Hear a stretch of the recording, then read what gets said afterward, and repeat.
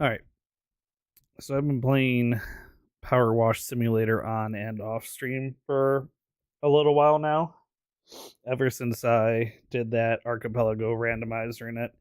And I should be on the last level of campaign, so um I probably won't do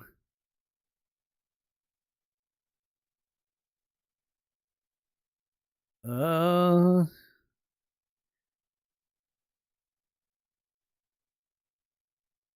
yeah, probably won't do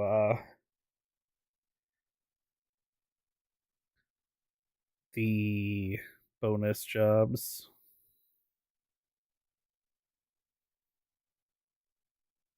Just stick to beating the career. I should also have the money. Should buy. I have all the power washers. I have all the attachments for the Pro. Oh, wait, when did I unlock this? Well, I just knew I must have unlocked it after the last level. Well, that's good. Now I can buy all the other attachments, which I think is an achievement. Yeah.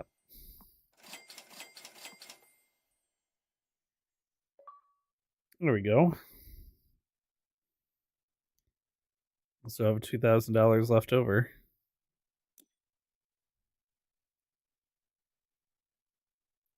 Own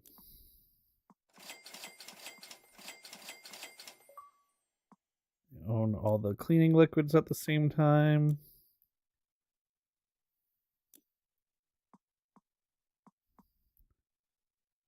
I'll save up for the Pro Research Edition, I guess.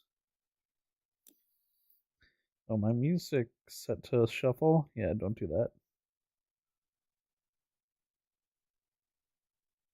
Don't do that. I want to listen to the most recent anime music. Okay, well, let's finish up this last level. I intentionally held the last level for when I'd be able to stream it. I'm gonna save the town from the volcano.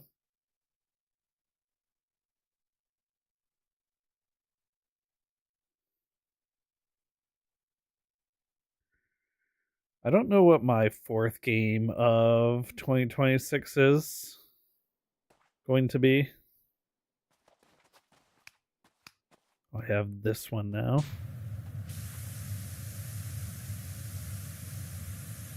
Oh, I'm definitely going to use this nozzle.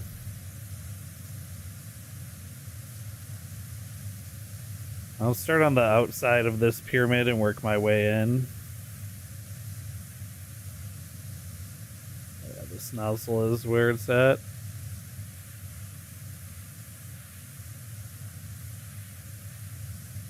This was the nozzle when I was doing the archipelago. I eventually found out that because the levels are randomized, it's like impossible to do the later. It's not impossible, but it takes forever to do the late game levels with the early game power washers. So you're kind of meant to have everything unlocked. So I went into the Steam version of the game, which Vex Sovereign was kind enough to gift me because I only had the game through Game Pass. And gave myself all of the unlocks by replacing a save file with a save file that had everything unlocked. And that was what allowed me to finish that archipelago run and prevent people from being locked behind my unlocks, which was the main concern.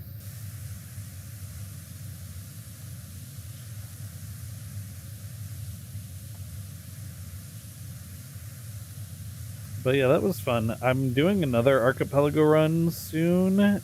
We're going to hopefully get Minecraft working so that I can do Minecraft for the run.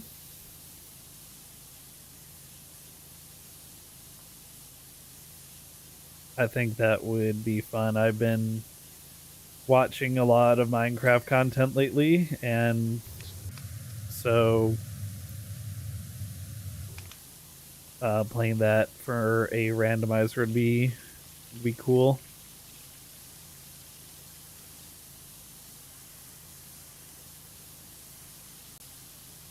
Hey, Toby. Man, what's up, Doc? Bugs Bunny and what would have been? It would have been like Boomerang, probably, right? So, someone in their mid 30s will watch live Looney Tunes. I'm pretty sure it was mostly Boomerang for me. Well, actually, I don't know that Boomerang existed in my early childhood. That was kind of a later channel.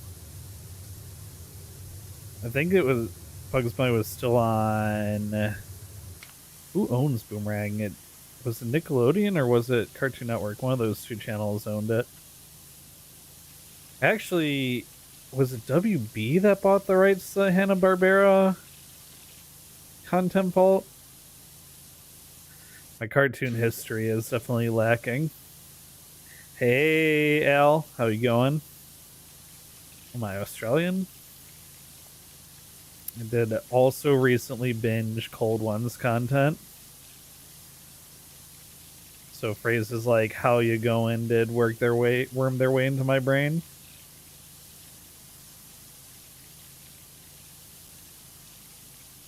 I'm just here cleaning.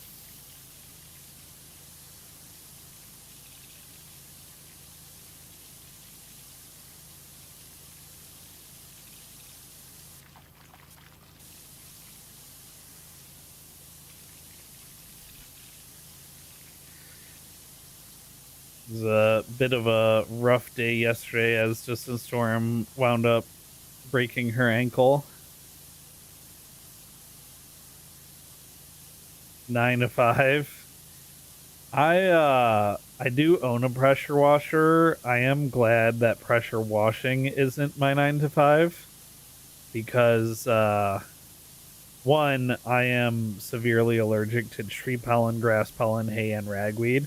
So I'm basically just allergic to outdoors, which is where power washing happens.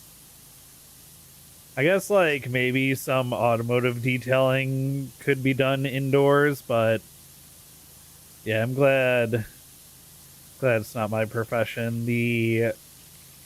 I do know there's like some issues you can have with using power tools that vibrate and things that like break your circulation.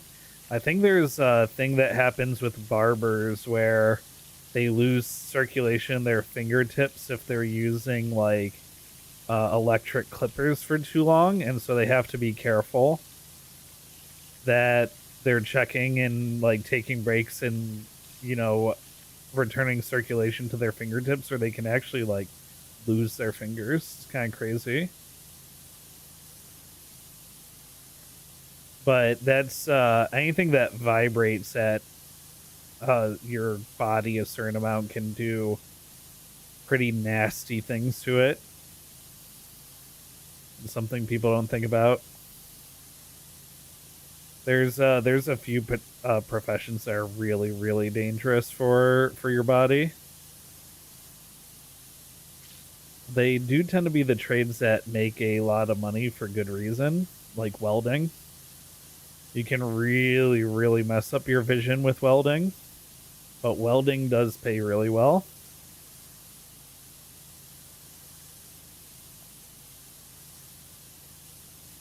Welding pays extremely well.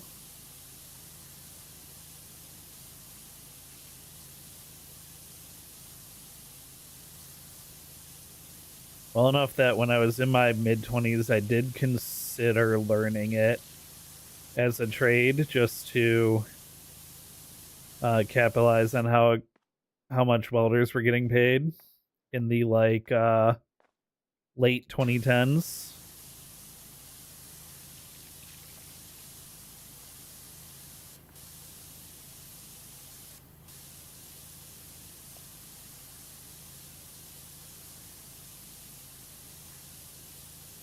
How do I want to tackle this pyramid?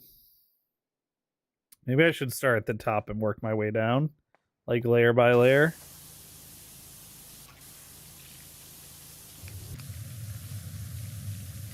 I could go like this, but this is just so unsatisfying. I think I'd rather use the yellow attachment and do... I think this would be faster, though. It's just the yellow is at least, like, you get these nice straight lines. So depending on how far or close you are, you do have to go over some spots more than once.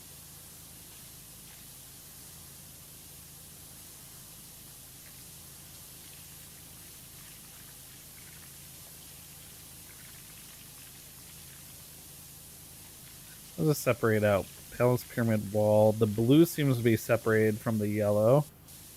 So let me take this down to the blue. And then is this side... Yeah, and then each side is also separated out. I'll do it section by section.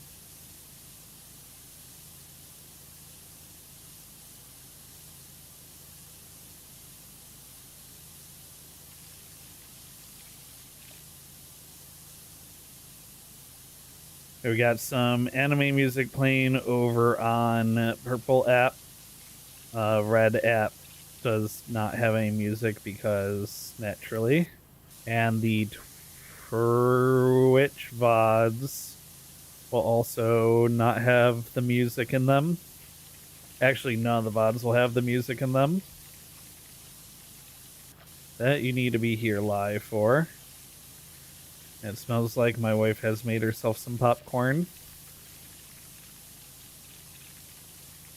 One of those very distinct smells as far as cooking smells go.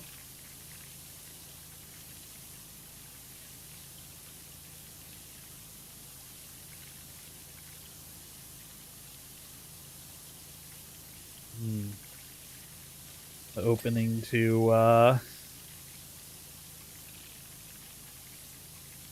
You and I Are Polar Opposites, probably my favorite romance anime of the season.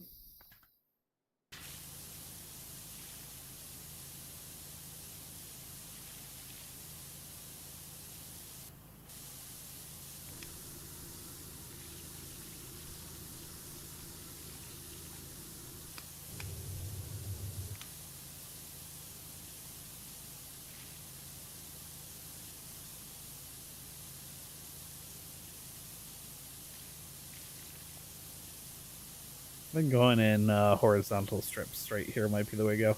So the next game that I beat for 2026 is one of my New Year's resolutions is to beat at least two games a month for this year. And this is going to be one of them because this is the last career level in PowerWash Simulator, so it definitely counts. And the game does kind of have a story going on in the background after I don't know what update they added that in, but it definitely has one now.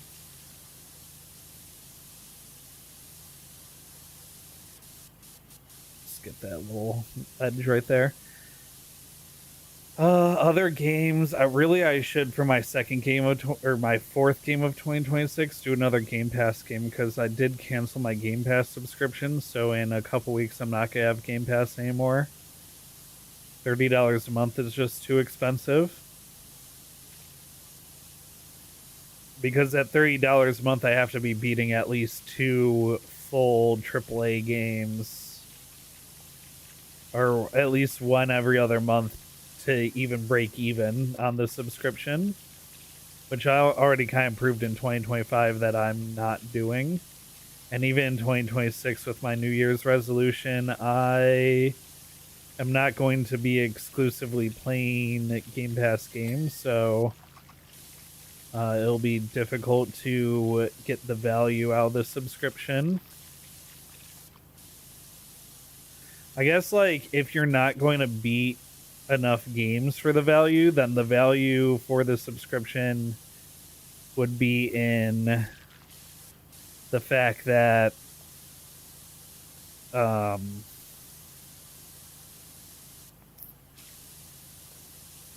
you get to try games without having to buy them, and then it's kind of like non-committal in that sense.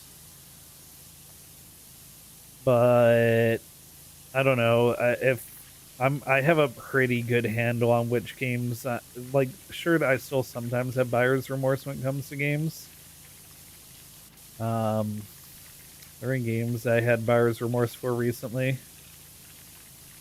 There's definitely been a couple games I bought recently that I bought to play with people that didn't wind up playing. I guess a game that like I didn't buy, but that I installed multiple gigs worth to play with somebody, and then they didn't play the game not one time after they told me to download it, was Battlefield Red Sec. I had two friends that were playing it, and they asked me to install it because they wanted to run some games. And I installed it I started the install that day because, again, very large installation. And neither of them ever played the game again. Or at least if they ever did play the game again, they never invited me. So glad I didn't spend any money on that. But with the popularity of friend slop games these days, if said friend slop game was on Game Pass, that would be potentially a good reason to still keep your subscription. It's just too expensive for me right now.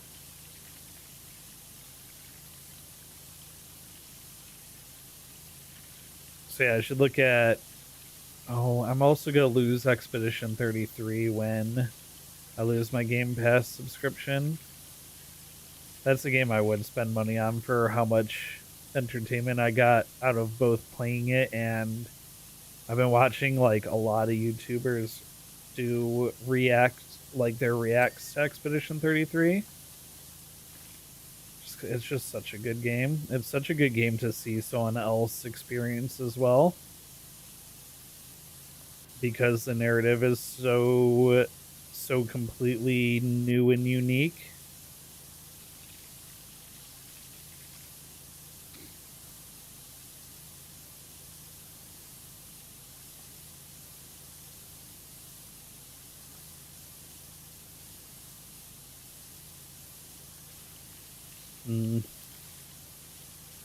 I guess I should buy that on Steam, right?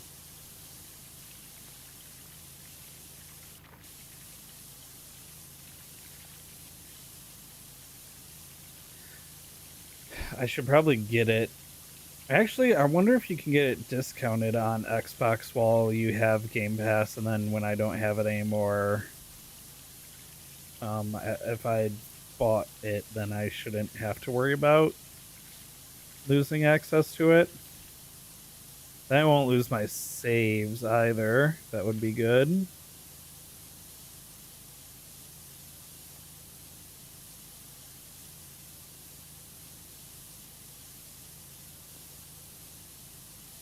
That would be very good, actually.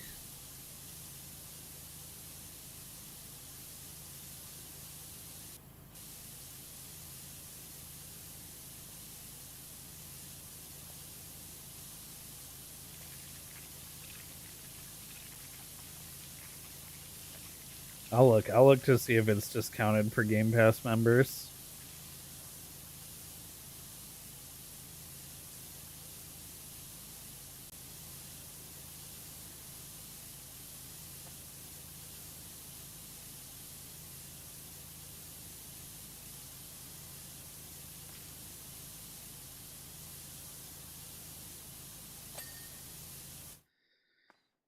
All right.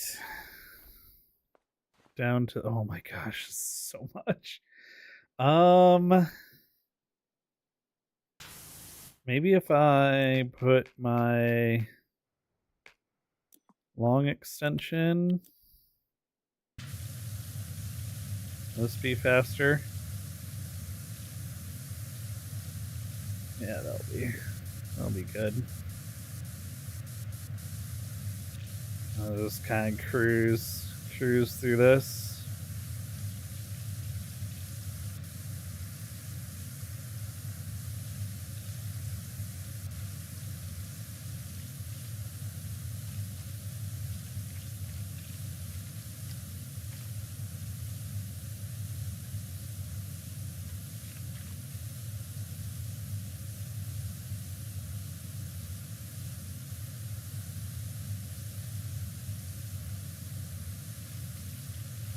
I'm trying to keep things like pretty squared up here and try and do like some nice clean lines if I can,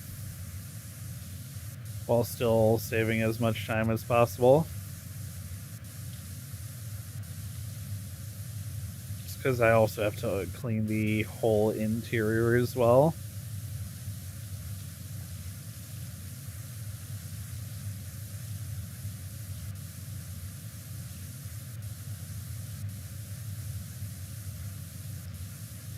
I'm sure there's a pretty decent margin for error on this pyramid wall because it's so large.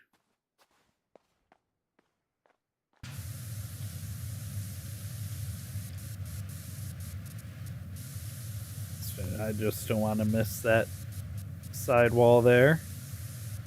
Seems like something I would miss. If I go to the bottom here, okay, I can reach.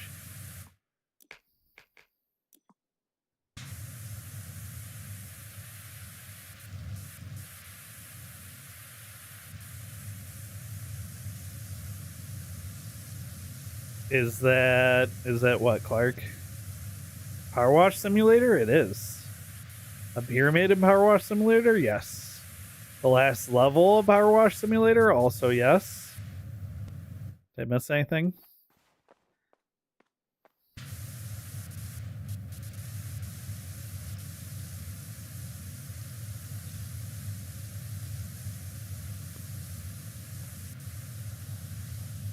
Anything that else it could be?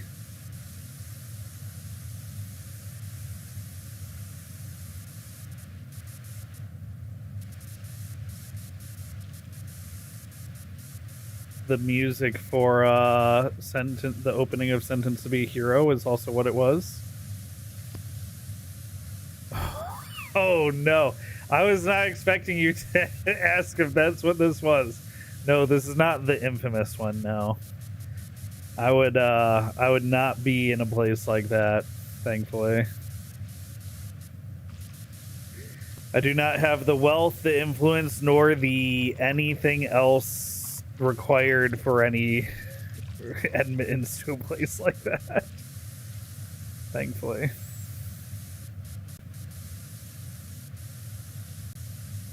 It is kind of funny seeing people make light of all of that already with like it's become a, it's funny that you can have like an entire geological structure become like part of meme culture because of many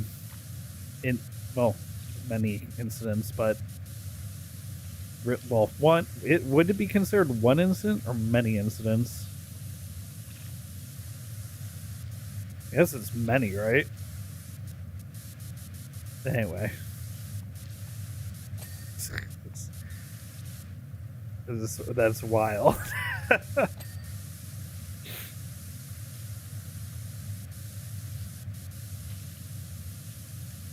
Did you see how I guessed everything but what you what the joke was?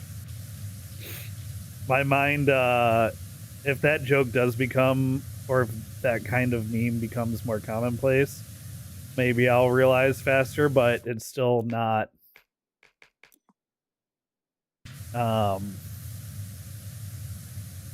not one of the first things my brain jumps to, you know?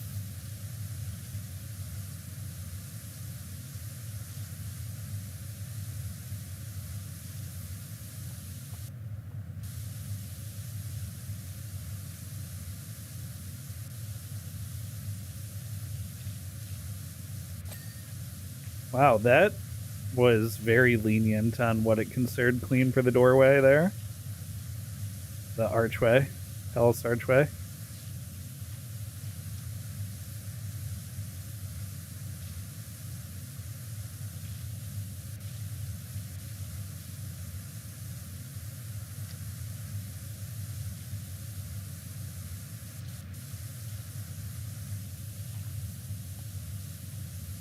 I really don't want to make my way inside yet, so I'll just cut my cleaning off here at this inner arch.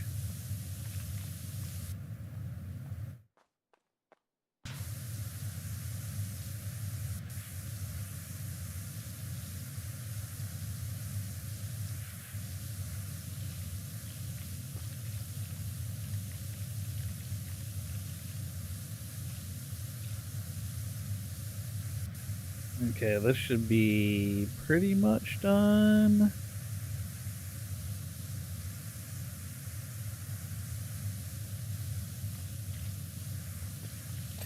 There we go.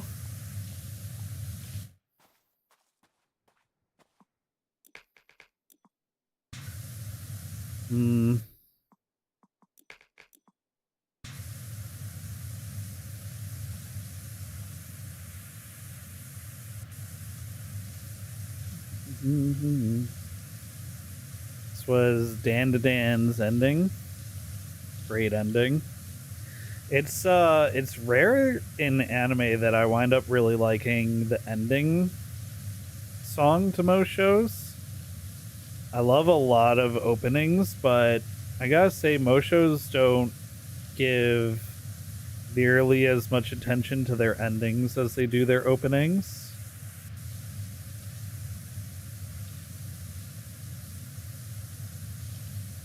Which I wonder why. Because you have more staff credited in the ending than in the opening.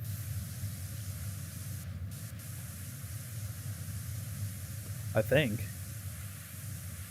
Actually, there's a lot of credits and you gotta have more staff in the ending than the opening.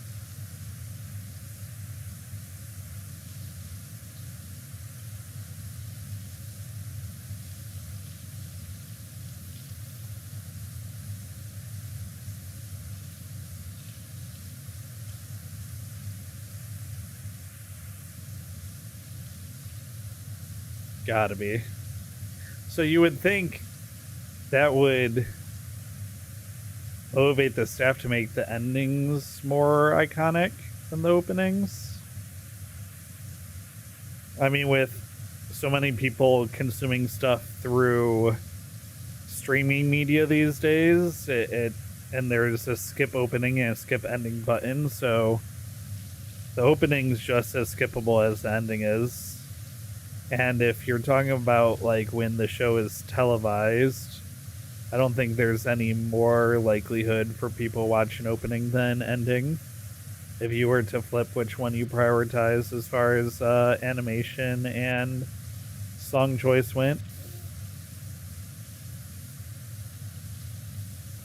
I guess the opening also is like, you know what? No, I get why the opening is more important because especially if someone's not familiar with the show, the opening's their chance to like hook people as well, right?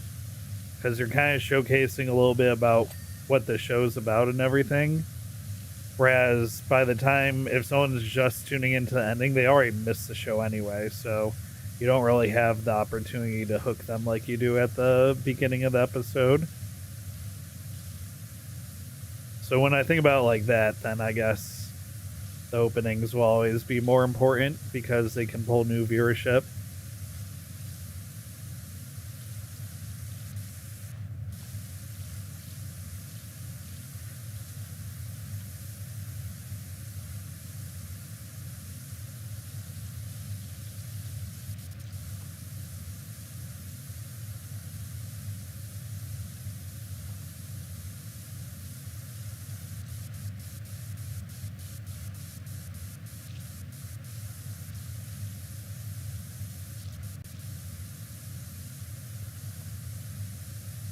Well, my wife forgot how good microwave popcorn was.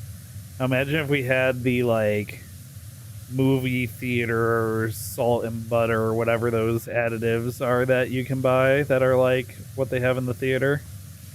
Or do you prefer home microwave popcorn taste to theater popcorn taste?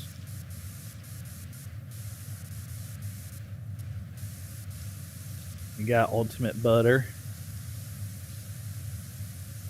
Yeah, but there's a salt that they use too, right? There's like a special like powdered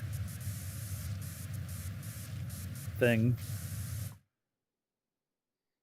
Came out with melty butter on it, and then you added salt. I gotta say, like, I definitely liked popcorn a lot more when I was younger, and now it just annoys me too much. Because my teeth and my gums, compared to when I was younger, and like none of that bothered me nearly as much. Although, I don't know, I guess I never really loved popcorn at any point in my life, because when I was really young I had bracers and retainers and stuff and couldn't even really have popcorn. I was always like I would get Sour Patch Kids. I associate Sour Patch Kids with movies more than popcorn. Because I would always get Sour Patch Kids when we'd go to the theater. That was my thing that I'd get. Sour Patch Kids and giant Diet Coke or Mountain Dew, depending on the length of the movie in the theater.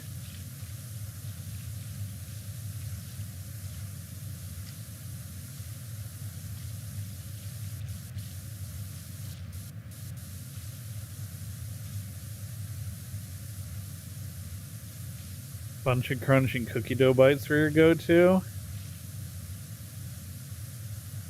That does track.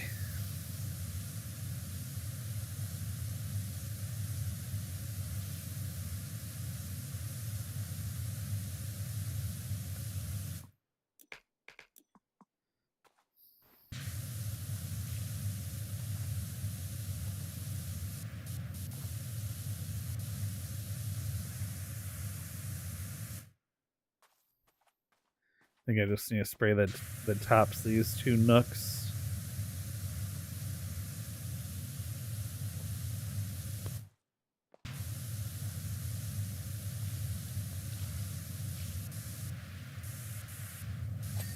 Yep, there's one.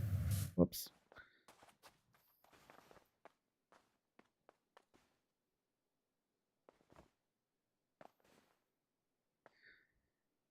Full fat Coke. I don't know if I've ever heard someone call it a full fat Coke. What a great great thing to call it, though. Way better than full sugar.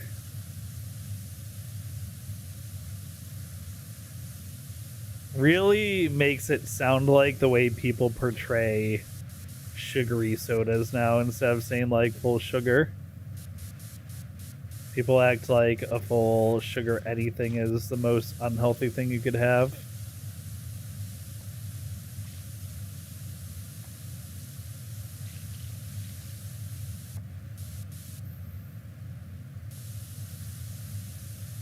It gives the supersize me effect. I watched, if you can believe it, I watched a YouTube deep dive into the supersize thing.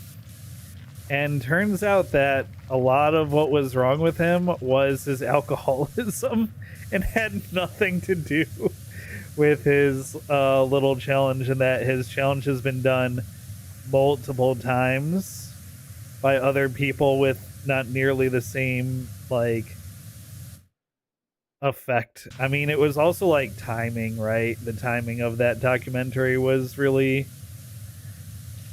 a large part of what made it what it was. My health class had to watch it. I remember, like, the thing that bothered me most about watching Super Size Me wasn't even like anything about the fast food parts of it. It was when they showed, and this is I don't know how, I think this is pretty real, because I think this is also something other people have done and gotten similar or the same results. It's when you leave the French fries out, how long they look fine for. That stuck with me more than anything else, because they look edible for way too long. Way too long when left out. And that just really grossed me out. And that wasn't even in the main documentary. I'm pretty sure that was like a bonus feature or something. Because you know how health class is. Once you're done with the movie that the teacher doesn't want to teach anything about, this was like early in the days of DVDs, so they just put the DVD extras on to keep us quiet until the bell rung. Oh, there's the story of the game playing out. Apparently, the volcano here in this town is linked to all of the volcanoes along the Pacific Rim. And so if this volcano erupts, then all of the volcanoes will erupt, leading to a world-ending event. And so our job is to clean this temple off, because when we cleaned the other ruins that we found, it calmed the volcano down a little bit. And so if we clean this big temple, hopefully that stops the volcano from erupting. And that's the story of PowerWash Simulator.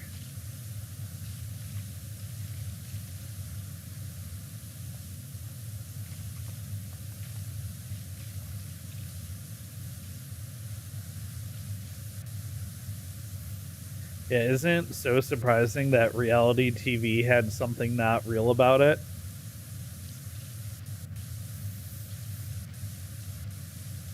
But it's in the name. It's reality TV. What do you mean parts of it or most of it or good portions of it weren't real and were faked for the sake of good television?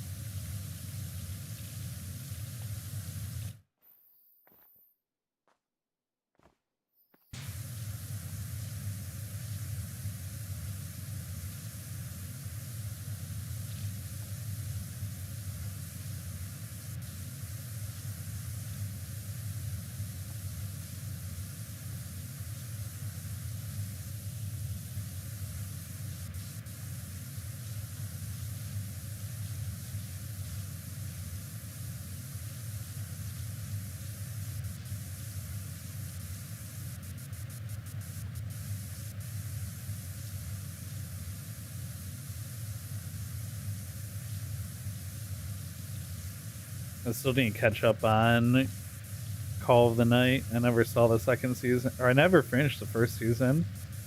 I started watching it. I think I saw like the first 6 episodes.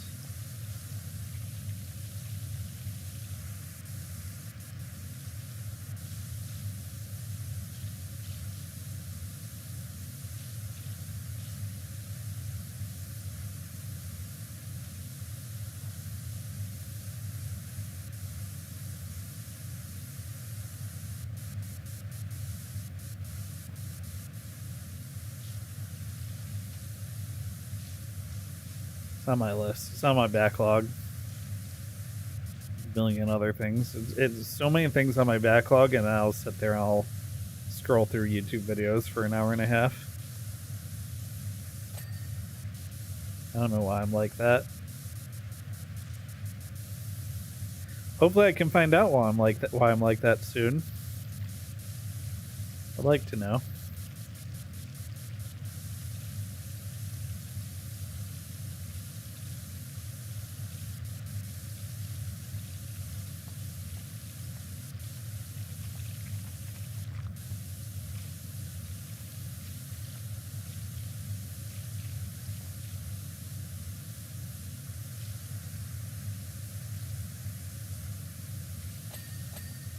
Oh, those were interesting. Well, I guess this thing does bisect those lower walls. That makes sense, actually.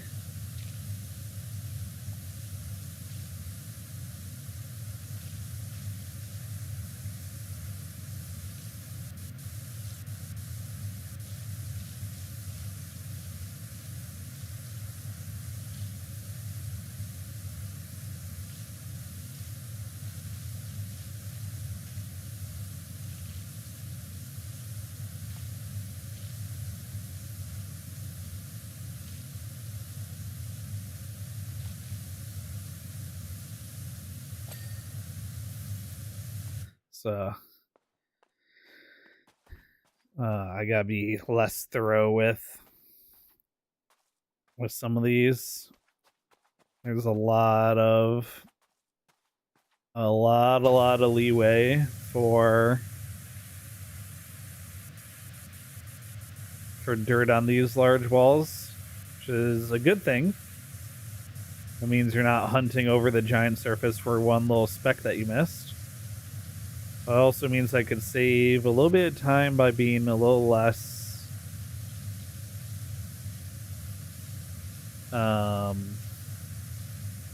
thorough. But like, look how, I mean, the whole point of the game is to do things in a satisfactory manner. Look how unsatisfying that is.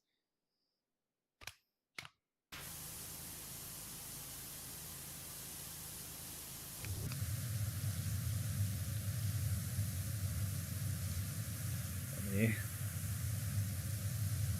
do a clean line here.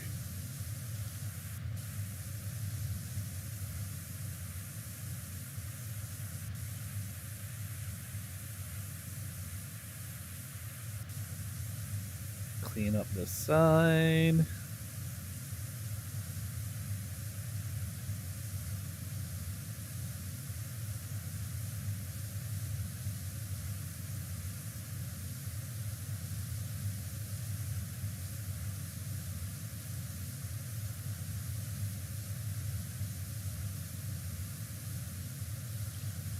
So one night I did like,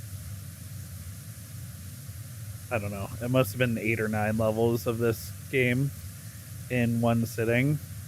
And I'm doing this with my hand, this little up and down motion, for probably I don't know, maybe close to 8 hours. And I could just feel, when I finally stopped playing, I could feel like my whole hand was tight just from like doing this with my fingers for that long.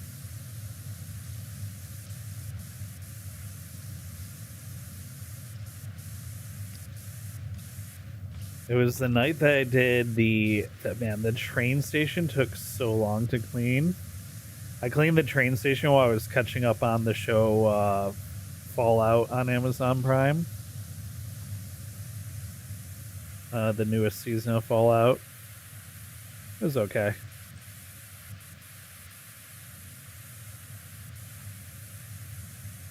I don't think I've ever beaten a Fallout game, so I don't think I have like enough nostalgia tied to the references to really be a big fan of the show. But the show just kind of holds up on its own without being a fan of Fallout, which I think is why it's so well received. But there's definitely, I can tell there's a lot of references, and I can even see like where a lot of the references would be. I just don't get them.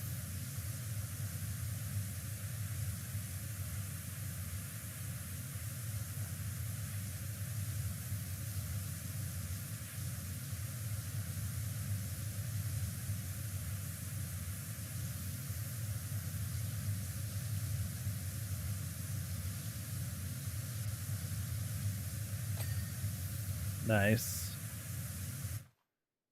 So if I move this close.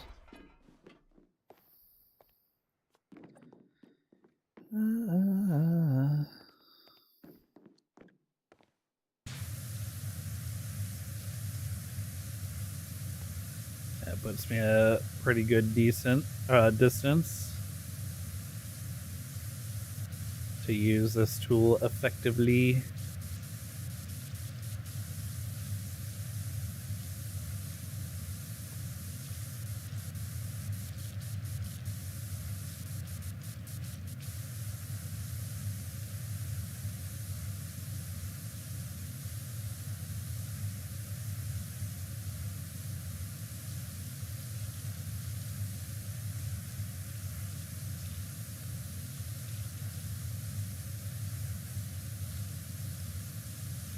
I'm actually really glad I didn't have to do this level during the archipelago run.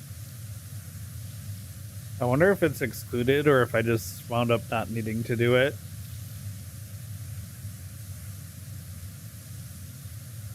Oh, I guess the game does, or the randomizer would have like some logic associated with it. So maybe some of the levels, like this one in the boat, just are locked in logic to be later in the run levels.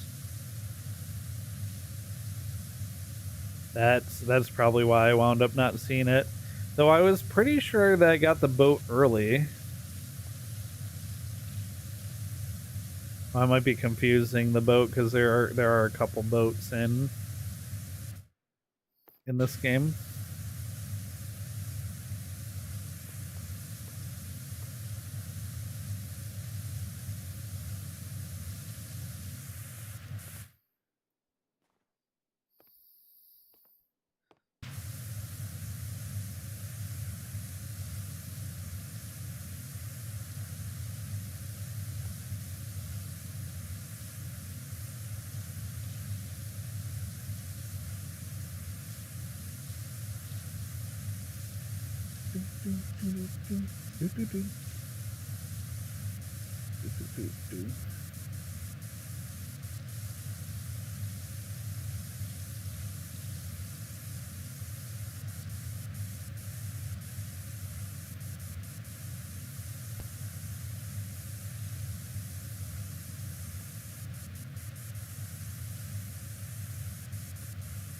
Yeah, this if you didn't have this tool yet and you tried to do this whole thing with like the yellow attachment or something, it just takes so long.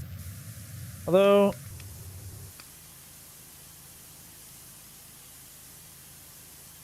it won't really take that much longer with yellow. You can go slower and just do longer sweeps. Yeah, I've really used mostly the yellow and red attachments for the entire game. I pretty much didn't use the other attachments at all.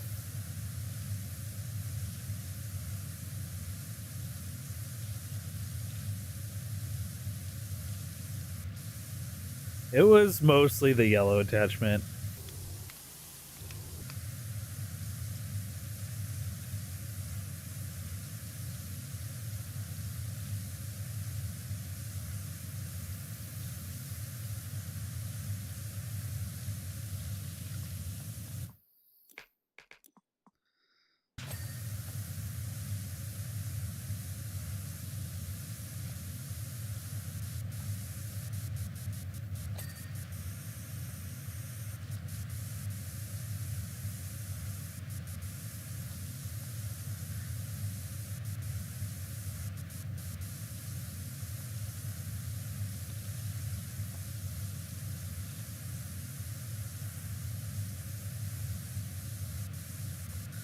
Oh, come on. The wall is so close. Like, look how much was still left on that.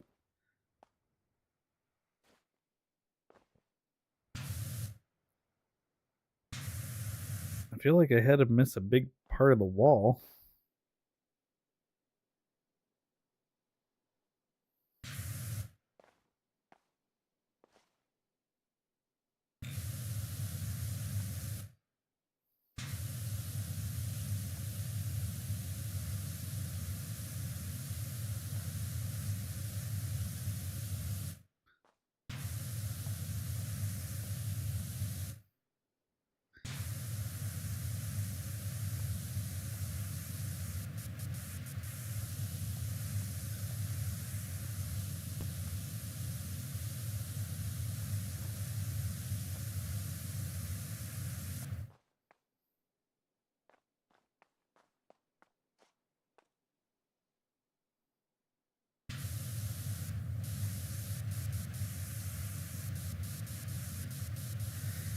Come on.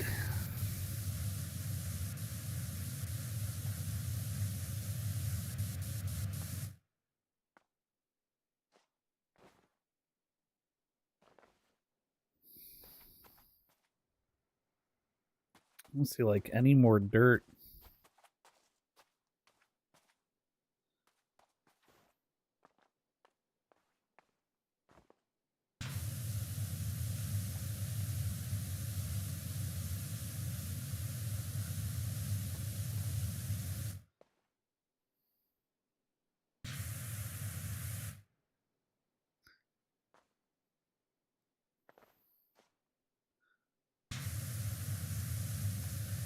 I hate when these big this is why services like this need a lot of leeway, because when you have a really large surface like this, finding enough of the small specks. Okay, so it can be all the way down to the blue. Oh, you know what? I bet it's in here.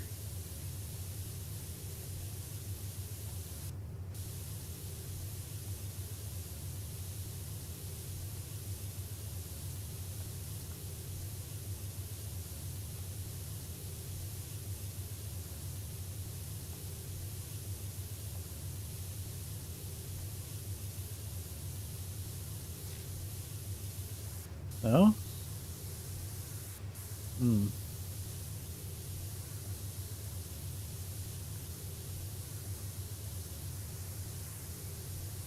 And this floor is part of it as well. Let's re-go over this floor.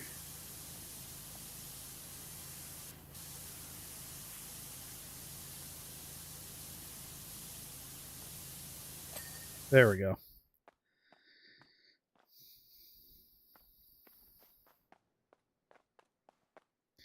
Okay, I have one more wall to do.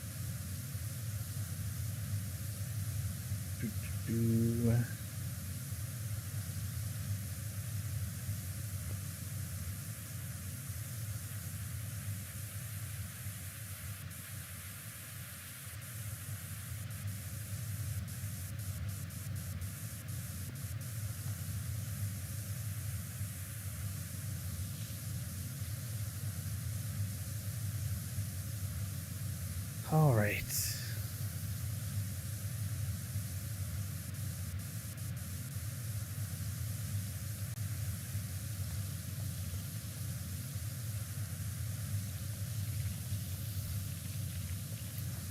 gotta be the other side over here. Yep.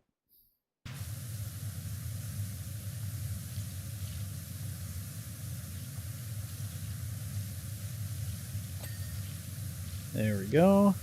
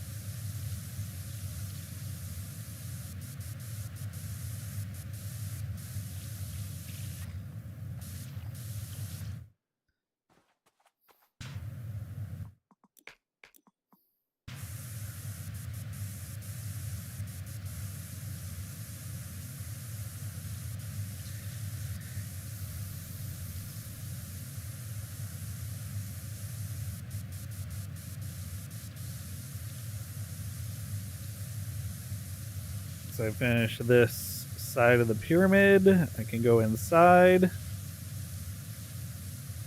About a third of the way done overall.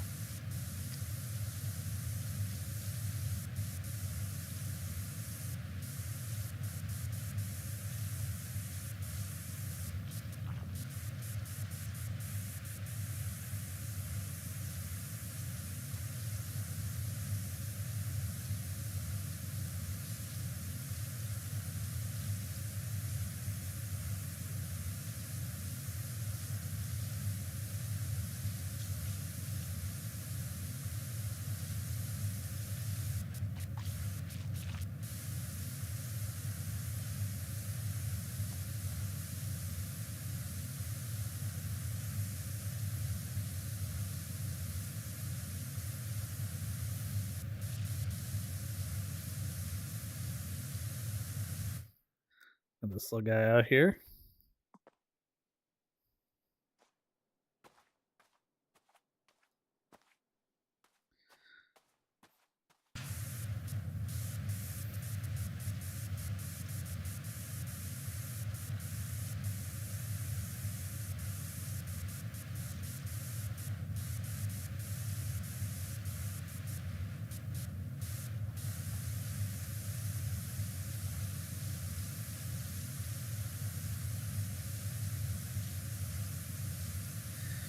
I'll probably have to bring the scaffolding over to hit the tops of a lot of this detail work here.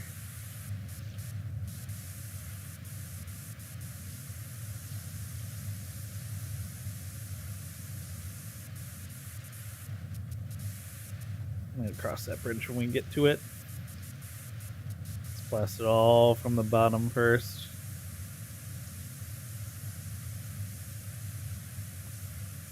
I also rewatched Hot Fuzz while I was playing PowerWash Simulator. Movie holds up. Some of those guys' best work, Simon Pegg and the other guy. I don't know his name, I'm sorry.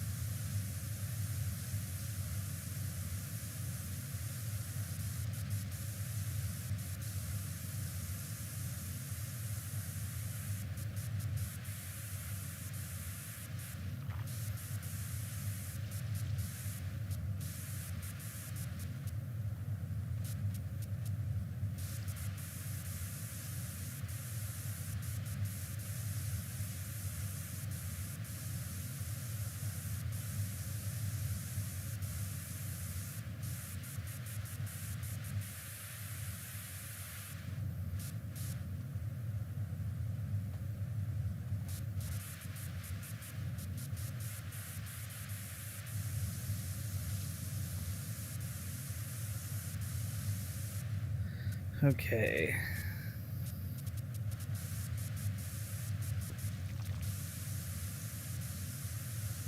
That is all of that blasted from the bottom. I'll just need to hit it from the top to finish it off.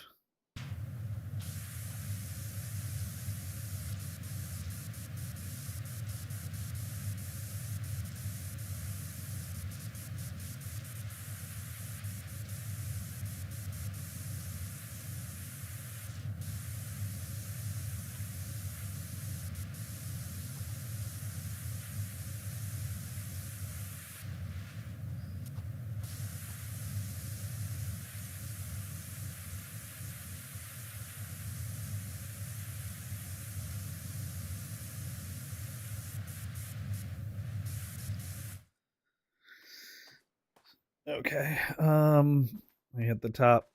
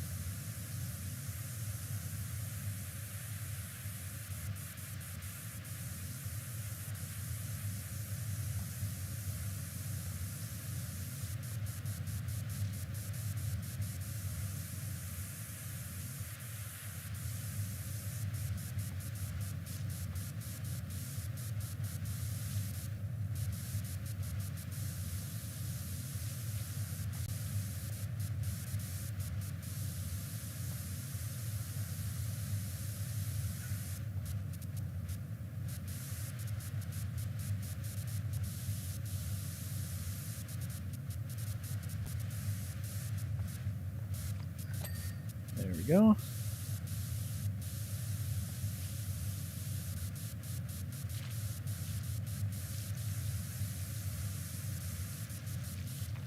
Hey, Ardath, how you doing?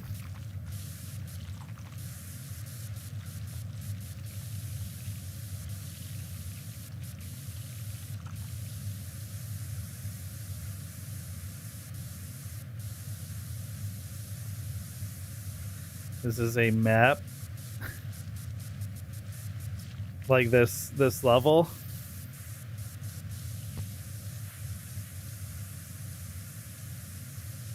This is you know, I think what is kind of craziest about this map is how much actual real damage has been done to ruins by power washing, and this game's climax is power washing ruins.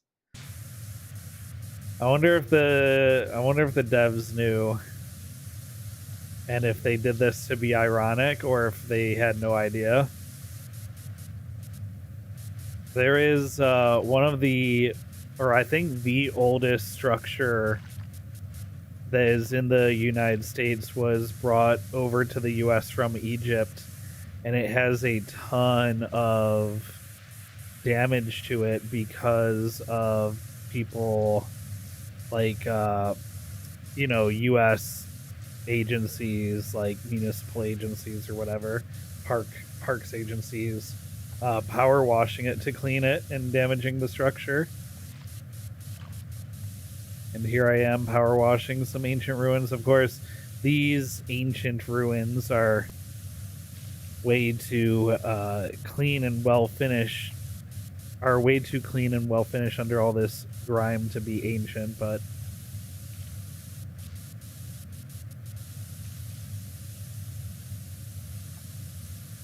yeah, that is a real life thing. Ruined ruins via power washing.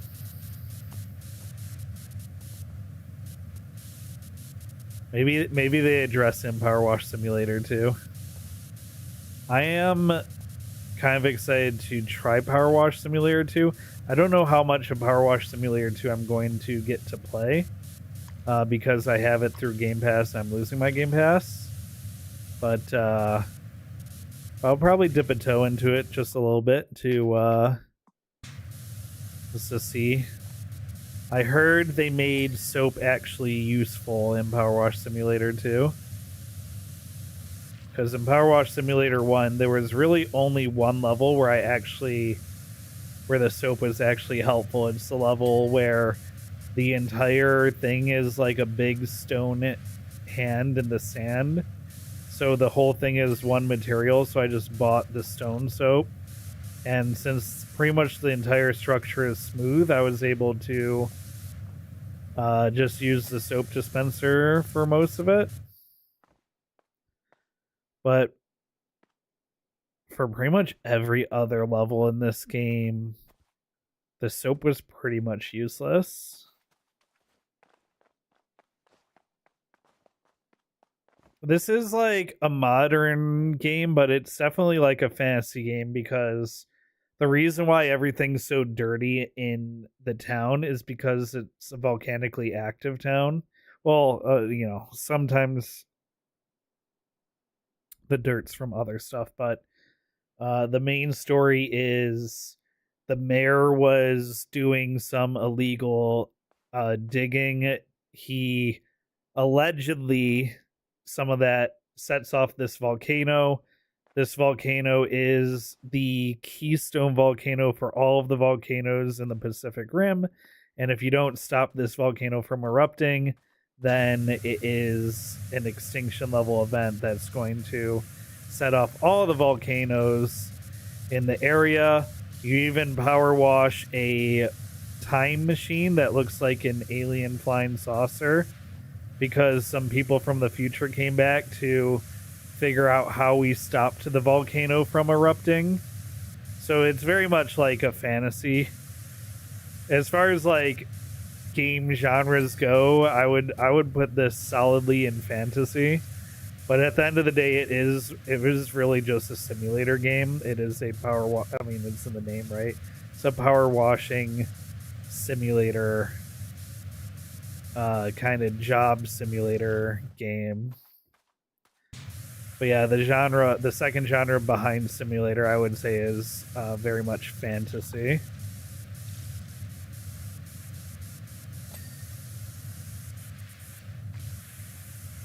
I mean, you do go to Mars and power wash the Mars rover, so that's hardly realistic. Well, that is also an optional job. That's not part of the canonical story.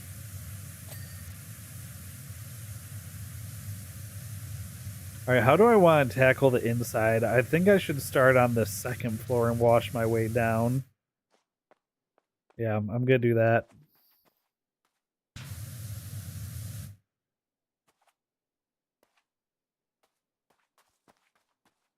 Why is this not clean?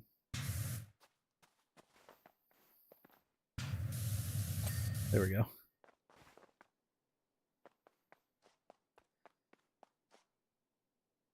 Is everything outside clean? Yeah. Let me just do this entrance a little bit, and then I'll move to the second floor.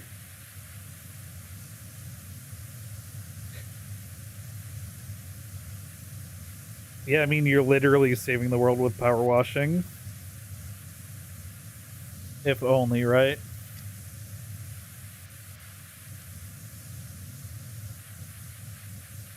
Definitely feels like we are part of a generation that may need to literally save the world sometimes. You know what I mean? It's felt like that, especially recently.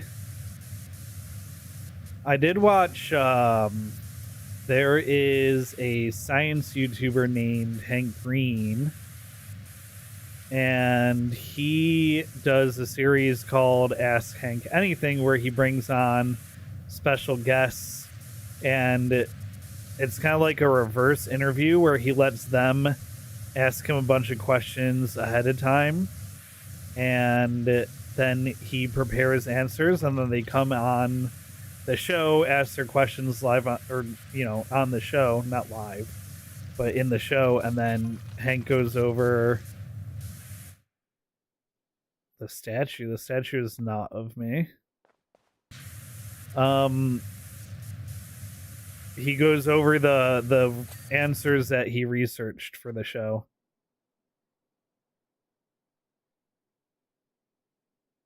Wait, is that statue me? No, right? That's a fish person. Wait, is that statue me? I was leaving this for last, but he's got a power washing pack on his back. Wait, hold on. New lore just dropped.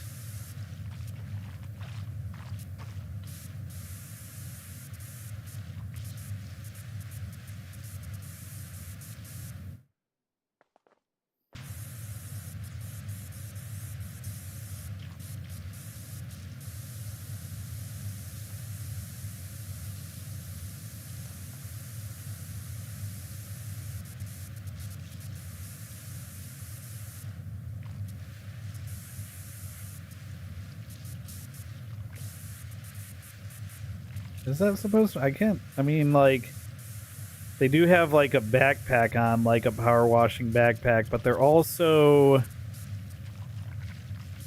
Oh, and they're holding like water.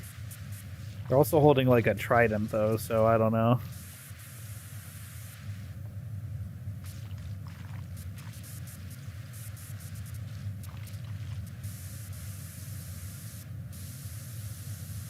I guess it is supposed to be me, the power washer, as the main character, right? That's kind of cool. Or it would just be like anyone with the power of washing, right? So the backpack does seem specific to power washing. Anyway, what was I talking about? That text totally derailed me.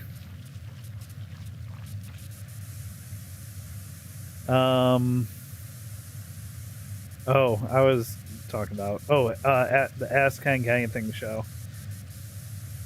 So recently he had on Brandon Lee Mulligan, who's like a famous D&D Dungeons and Dragons DM, and he does a lot of work for Dropout TV on like the improv shows they have on there and everything, right?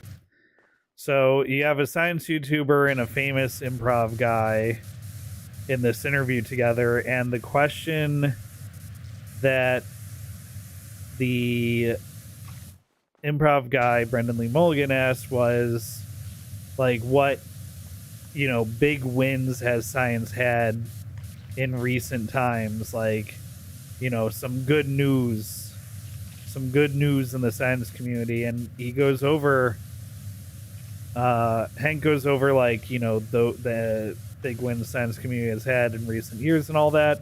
And one of them that was very much a part of my childhood that I didn't realize was such a huge win was how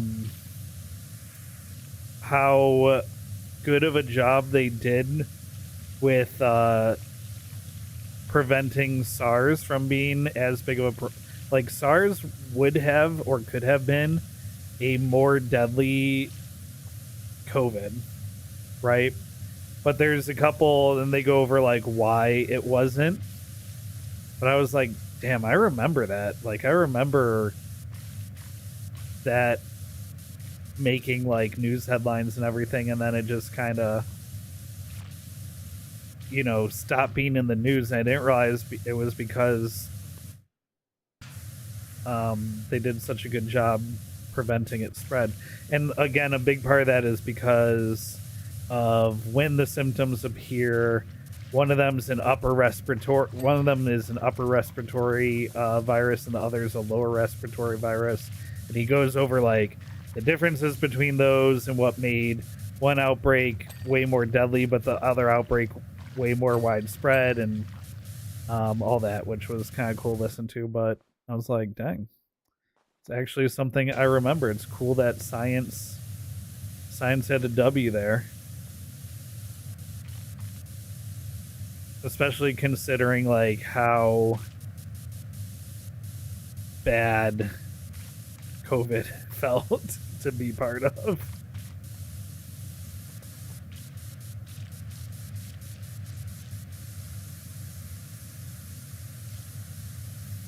I also wonder like how different COVID would have gone if it had happened in a different year. Like just 1 year earlier or later. Because the fact that COVID happened, like the spread of COVID was during, and well, specifically in America. Because for the United States, the year that COVID spread was a part of our 4-year like major election cycle. And so it got heavily politicized, right? So I sometimes wonder like how much of a difference it being like 1 year earlier or later would have made in like our response and our handling of it. Because things that happen in our country every on that 4-year cycle,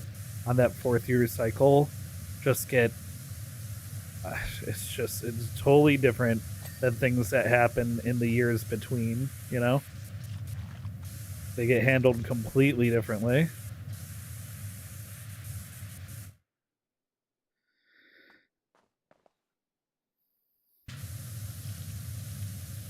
Anyway, that ends this socioeconomic political section of today's stream. Generally topics I tried to avoid for my own mental health. Alright, I was not going to clean the first floor, and then that text happened and said that I was the statue, and now here we are cleaning the statue first. Whoops.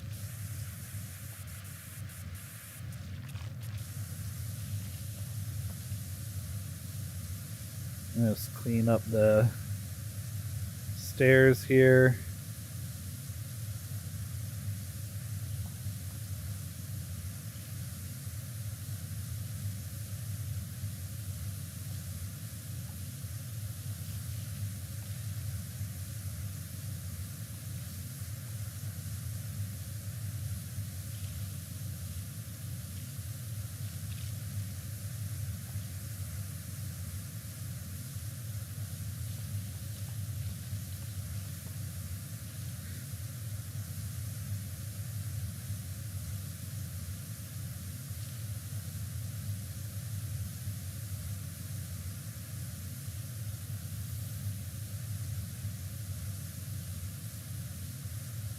So many little specks of gunk, yup.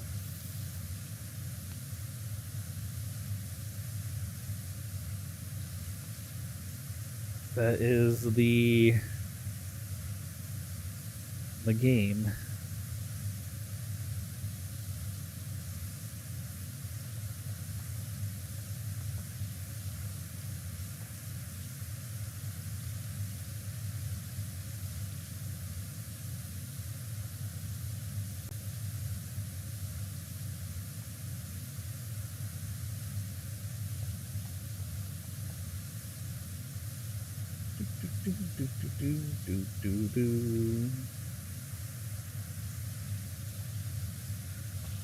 Okay.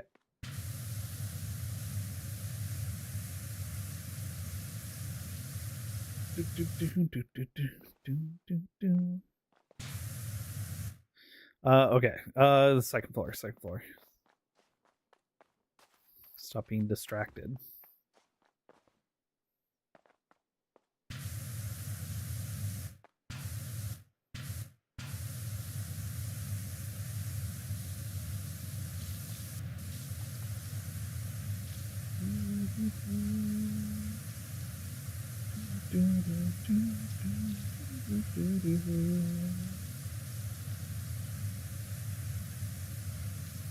Pretty much if I did do this for a job, how I would do it, I would just put on anime playlist and try to focus on doing one section at a time.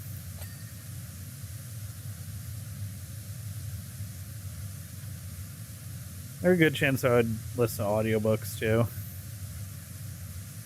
I'd probably mix it up between music and audiobooks. I think I would do audiobooks if I was doing like large flat areas like driveways that didn't require as much attention. And I would do music for more detailed work where I would need to change nozzles or make sure not to damage stuff. I would do music so that I could leave my brain free enough to think about what I'm doing. It's like the difference in my ability to process. I have more processing power available with music playing. Oh my gosh, this is gonna be the story about wait, hold on. There's gonna be like this story about the mayor setting the volcano off and then fleeing down and me saving everything up here. Told via these hieroglyphic posters.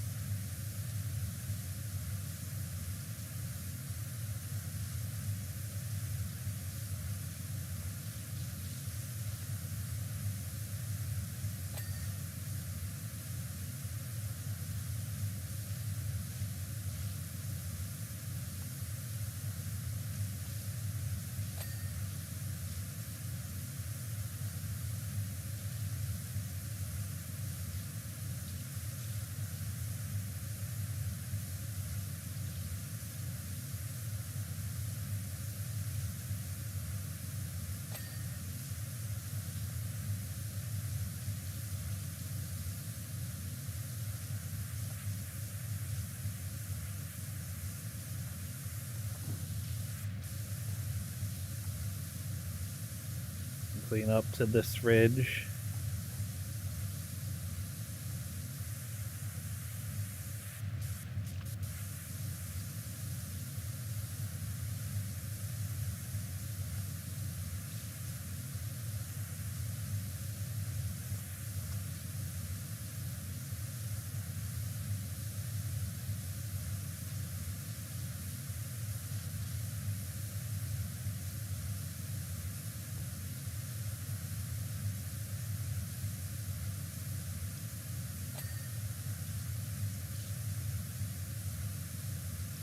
There's the time travelers.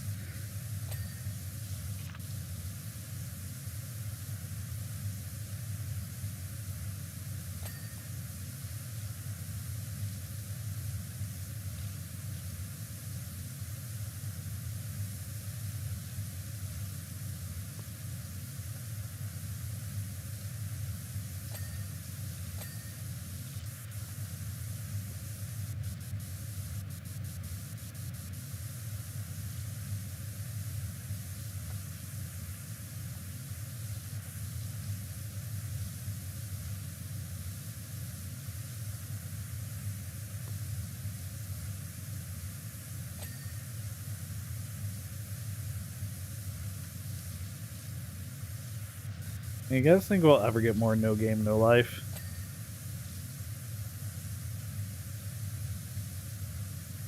And they do sometimes bring back shows that have been gone for over a decade, so I guess it's not impossible, right?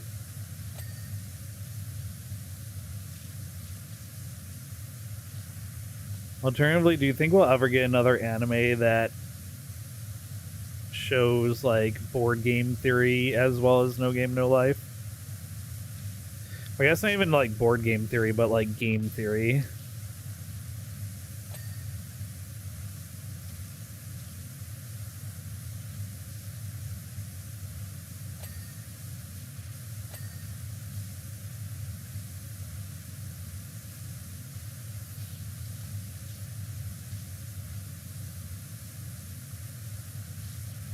Once I finish my lap round here, we'll take a look at all the hieroglyphs.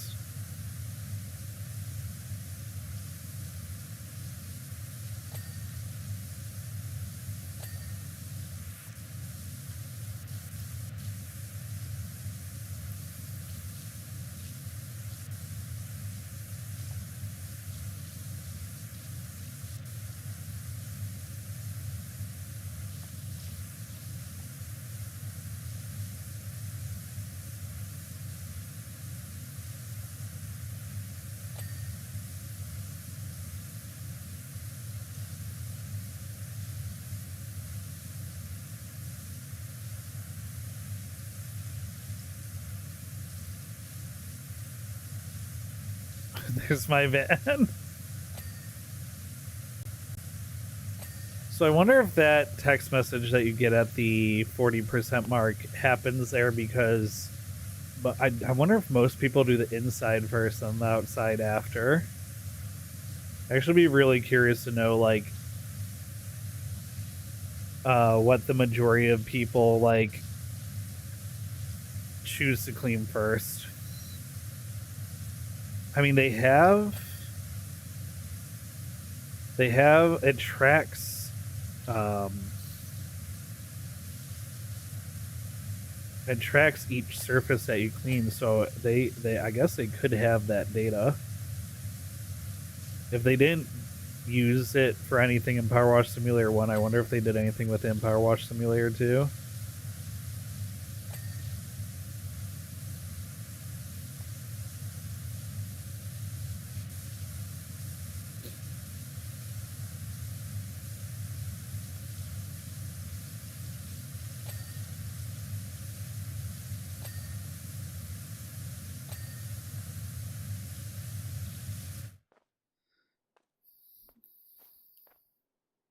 All right, so there's me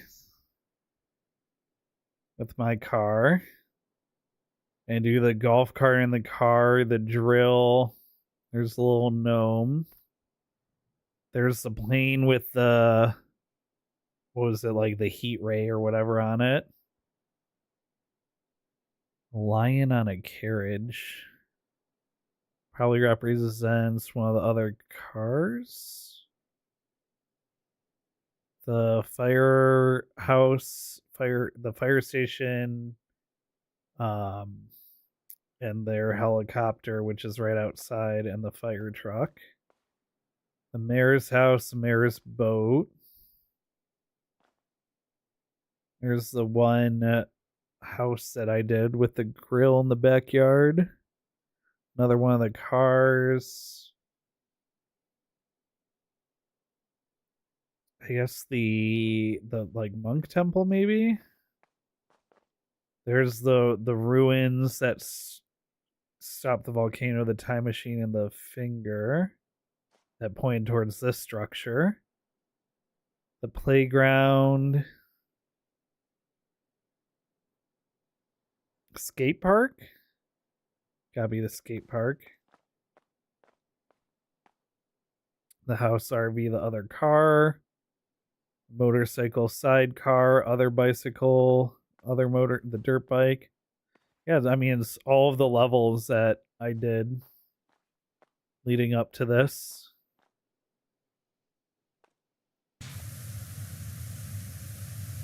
Let's start up and work my way.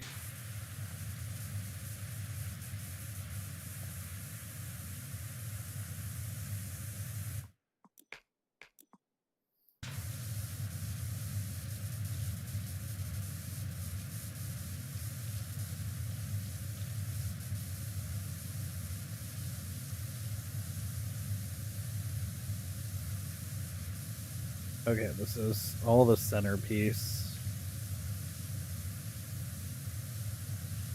These stars as well.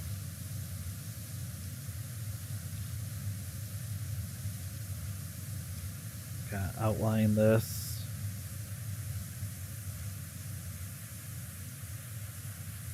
I'll hit it from this angle, then I'll go to the other side, hit it from the other side to get any of the angles that I couldn't hit from here.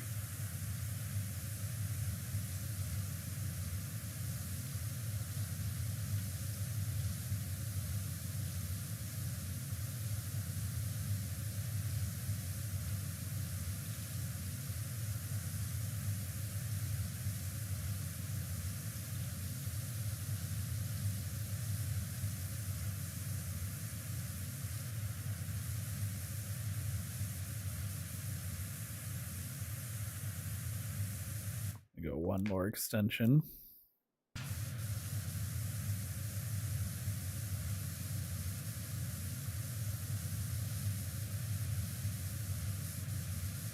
Just because this is pretty stubborn stuff.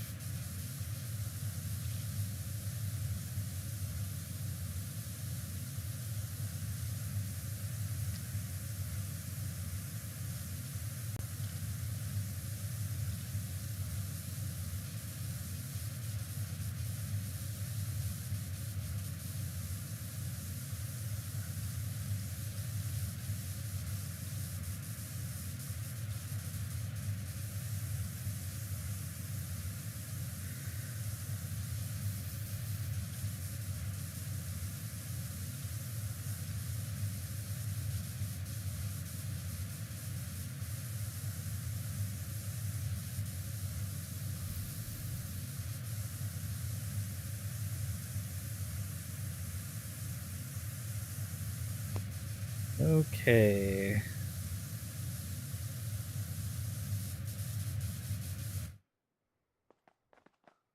Hit it from this side. No, actually, Drageth, the good news, because there is good news, is that the doctor that I took her to see today said it was the best possible way she could break it, because it's not, was it not, it's not it's not a misaligned break, so she won't need surgery. It's a stable fracture. There you go. So no surgery, but She's looking at you know, and as far as like recovery length, it's one of the faster recoveries for as far as broken ankles go, but it's still going to be a fairly long recovery.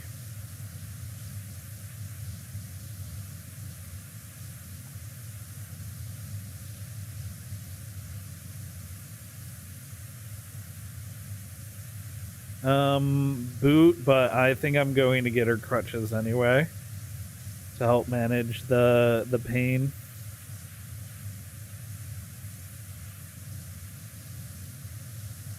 And also she does have to move around a lot at work, and I think the crutches would really help a lot with her recovery time.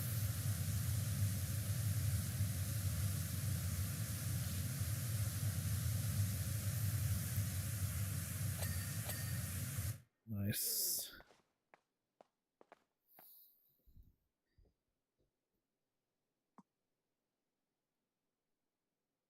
Yeah, they didn't give her pain pills, no. Just anti-inflammatory, you know, told her just take over-the-counter anti-inflammatories. Ibuprofen. They didn't even give her, like, the better ibuprofen. You know, like ibuprofen 2 or whatever it's called.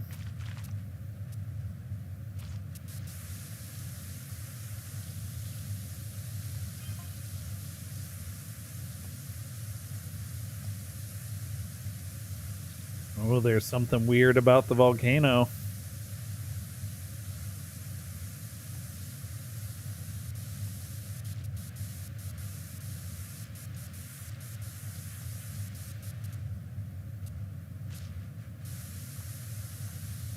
Abandoned mobile mining drill, and it's broken into the magma chamber itself.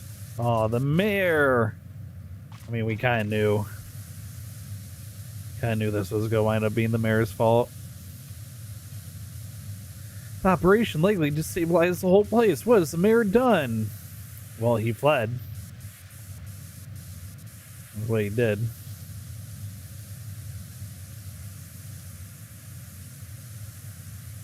What was the mayor even doing? He was diverting the water for something. They told us during they told me during the clean up the monk level, the monk temple level, and I don't remember what the reasoning was.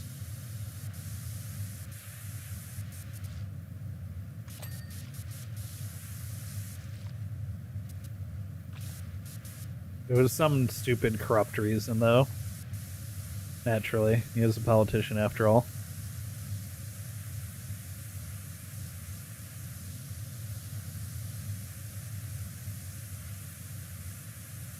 Yeah, it is the solution is backpack or over the shoulder bag.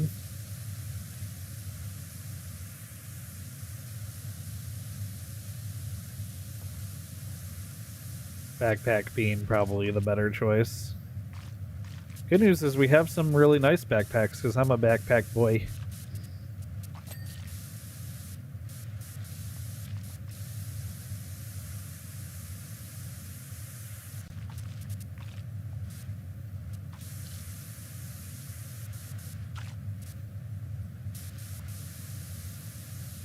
If you really want to go corporate with it, Distance Storm, you can say this is a good opportunity, or a good opportunity to this is a good opportunity to review the amount of wasted relocation for task completion or something like that. That's how I would word it. A chance for us to review our efficiency in space use.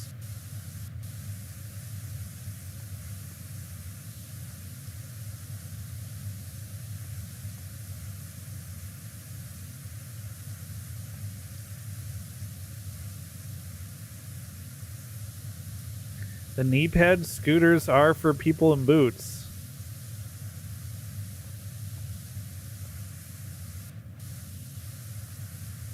coworkers would probably get a real kick out of it too. But that's like something that I don't know how expensive those are, but I imagine if we could find someone who already had one, it would be better than having to buy one because they're probably more expensive than they should be because they can be used for medical like use, and so they're overpriced because people use their insurance to get them.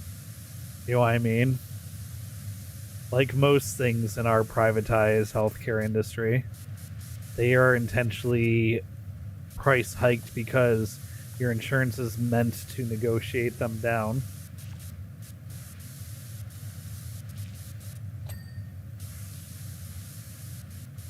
To the real price.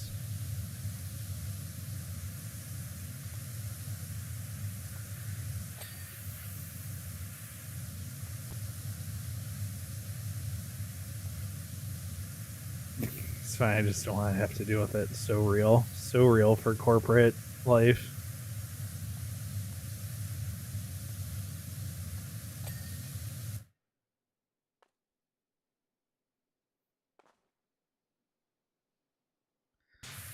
Oh, I don't know if she did or not, Drageth, but also she is in Florida and we're in Texas, so getting it from her it would be one thing if we still all lived in the same city. I don't know if she had one or not, though.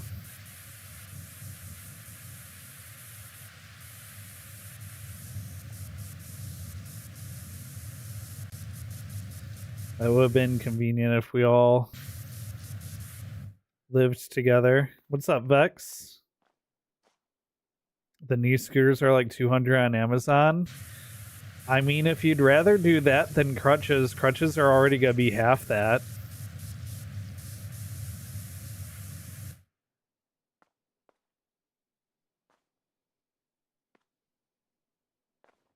Central opening. It must be the bottom of the central opening that's still dirty.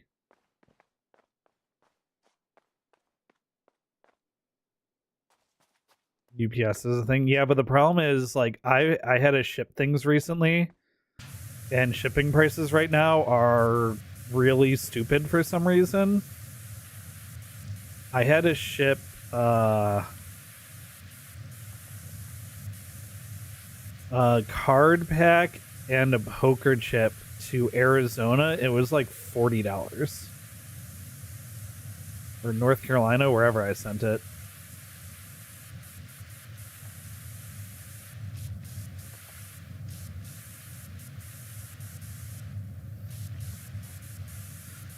Like between that and waiting for them to like get it out, you know, assuming it's still in good condition, paid it for the shipping to send it to us, we'd be approaching the convenience and price level of just buying a new one.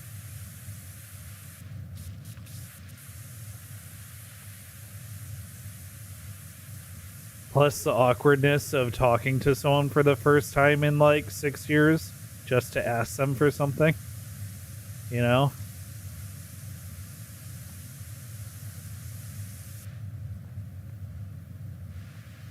You're good with you can, I don't know if we can buy one crutch. I mean, we could buy a cane, but I don't know if you can buy just one crutch. You'd want to anyway. You can move better and more comfortably with two. I've had to use them before, and two's the way to go.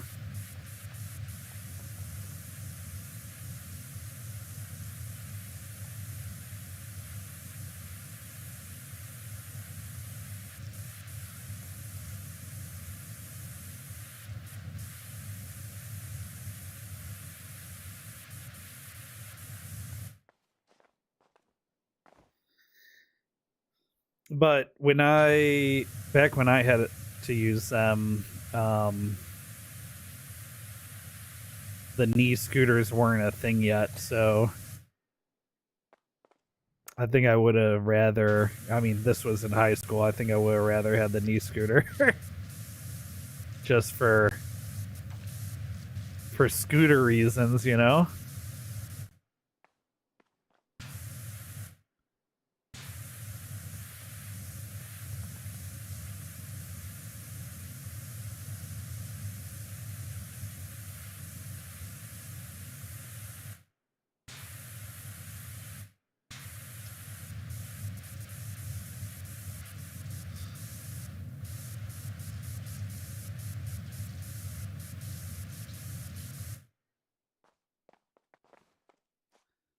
Allergies kicking me around, annoying cough and stuff running down back of your throat. Hope you're feeling better. Oh, I'm feeling better. Distant Storms, the one that's got her leg in the air right now in the other room.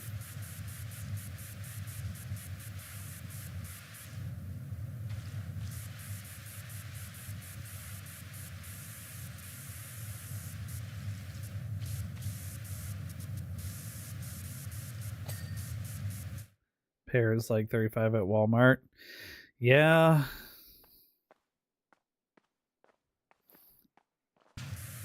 Yeah, I can go pick you up crutches. I'm gonna be honest though, if the scooter's less than $100 at Walmart, if that's right, if I wind up going to Wally World, I might try and sell you on the scooter.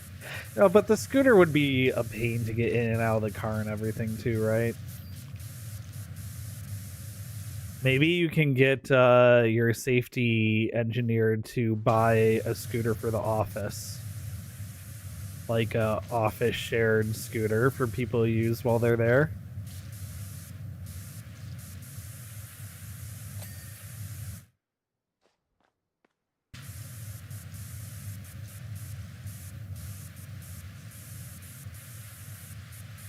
They don't have them there. Not even the little manual ones? You're really good. Is it like an optics thing? Would you feel embarrassed rolling around on one? I think it'd be kind of fun. They're all manual. Okay, good. Yeah, that's the kind that I mean when I say scooter. I don't mean a not manual one.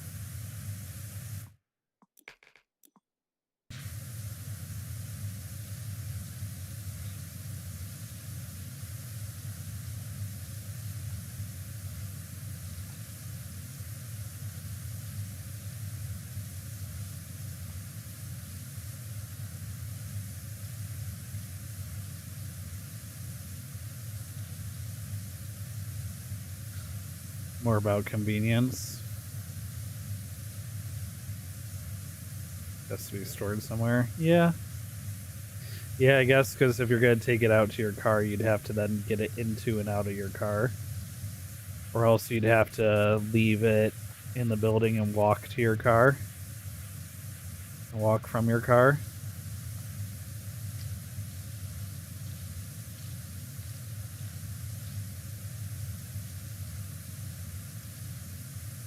Can't fit in conference rooms. Carry it into and out of the office. It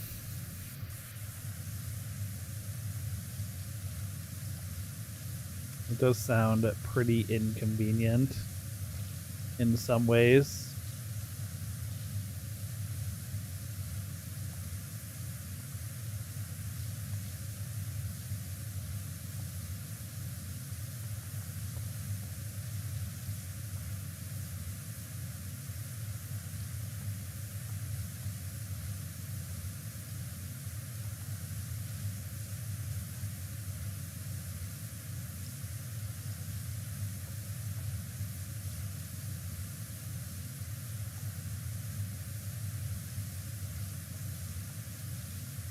Yeah, I don't think you'll need them for that long either.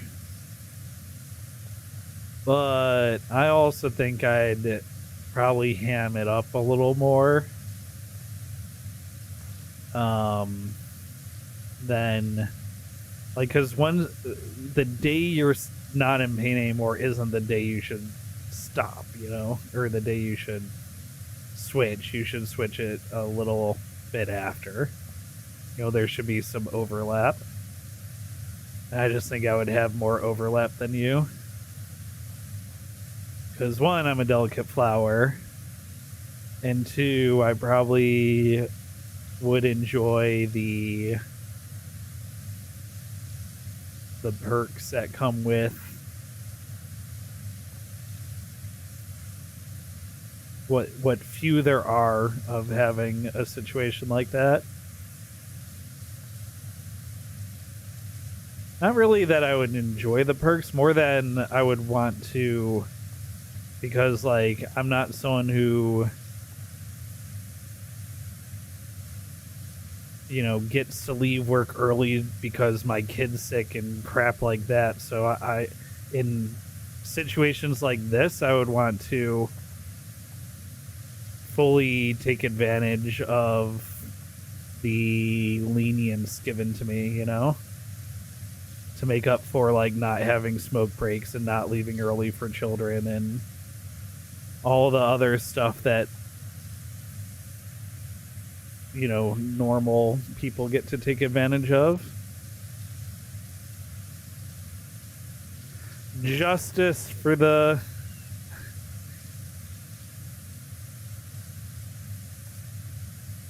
lifestyle choices.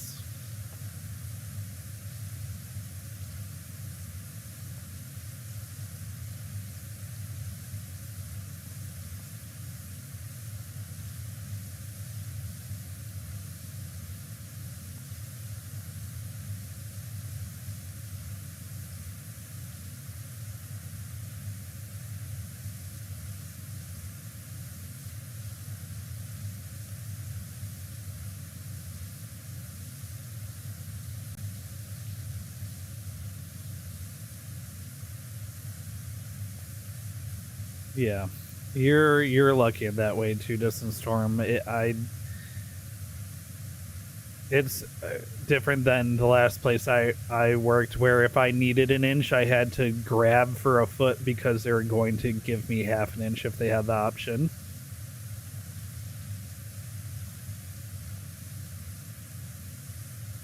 I guess that's just a workplace culture diff right there.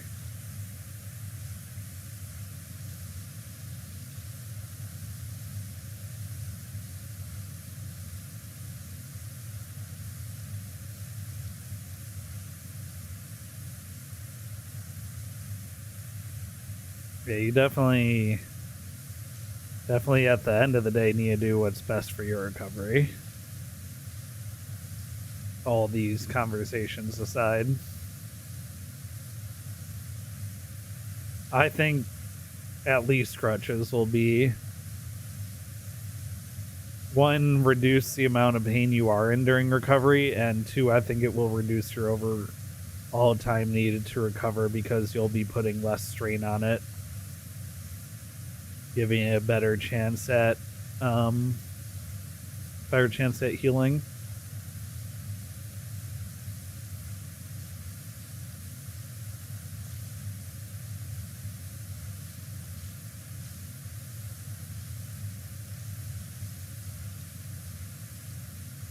And I'm sure once you get to the point where they're coming up, like after you get new images and everything, and they're talking about like your PT plan and all that, they'll tell you like frequency of use, and because at some point you'll have to stop using stuff so that you can you know, strengthen things as they heal. But I think that'll at least be when you're to the point of it just being discomfort and not pain when you're putting pressure on it. And I think even when you get to that point, you would still want to have them available, because if you overdo it and it starts to be painful, you'll want the crutches still available.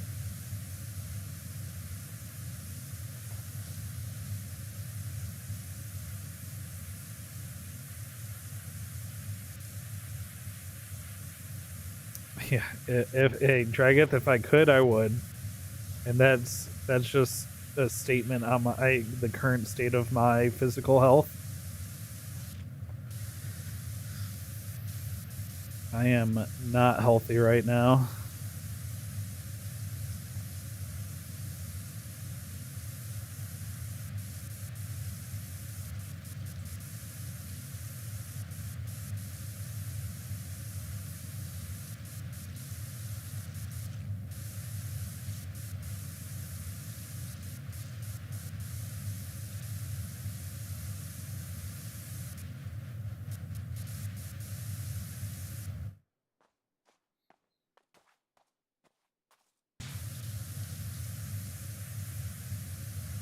If I could, I would.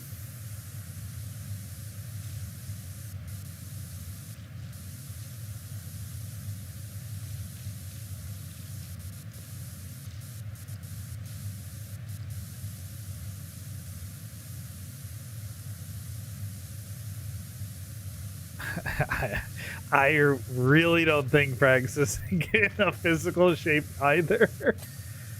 I was going to turn into his recent he just did Just Chatting stream, I think earlier today, or maybe it was yesterday.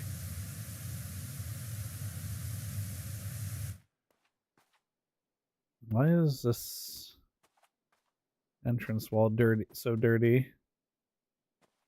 Oh, because it comes inside. But I had wanted to turn into his EV IRL, whatever the Fragsta coded title of his stream was. He did send me some info on his new EV.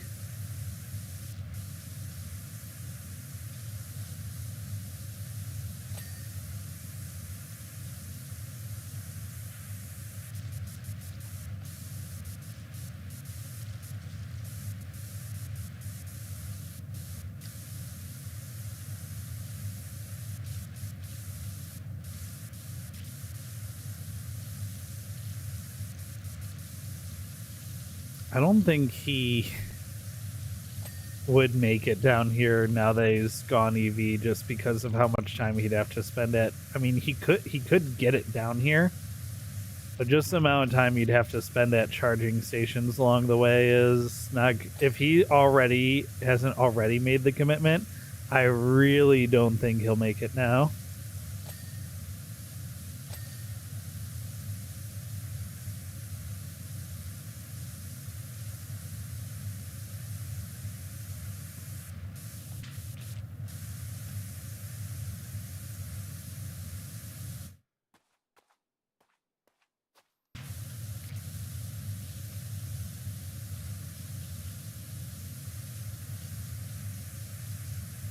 I think he is between them again, Drageth. I don't know that he's had one for more than 6 months in the last 4 years.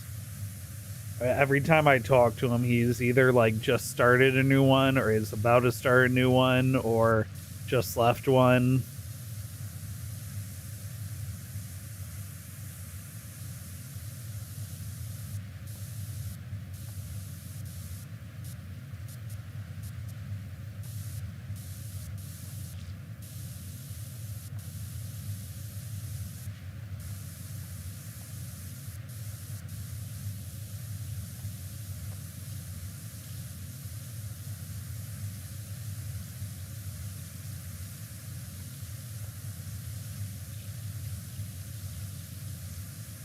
What am I doing on the floor? I was finishing the ceiling. Working my way down.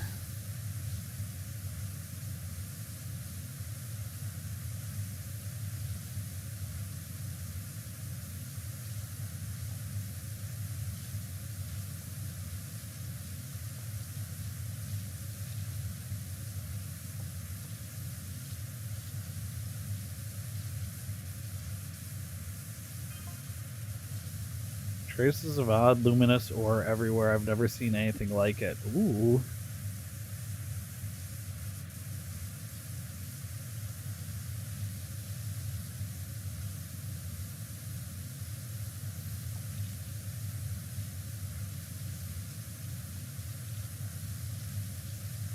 Is that what the mayor was diverting the water for? His little luminous ore mining project? An aircraft just shot out of the volcano is heading your way. What? Well, they didn't bother animating it.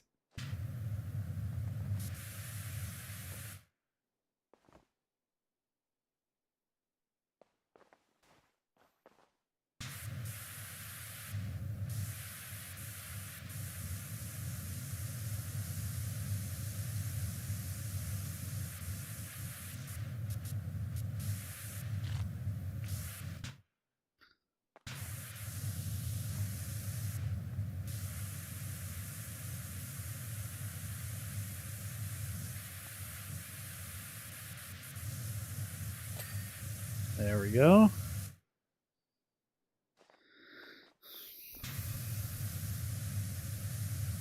Oh, it's the time machine. Right. It's the time machine guys coming to see how I calm the volcano down. Probably.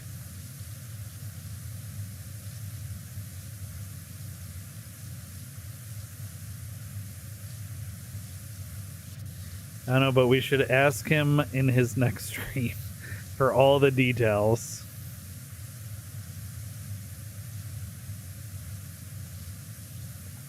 Let's put him on blast live.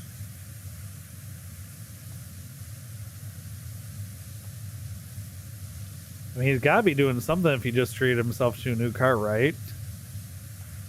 I say knowing he would just buy one because it was a good deal or he was bored.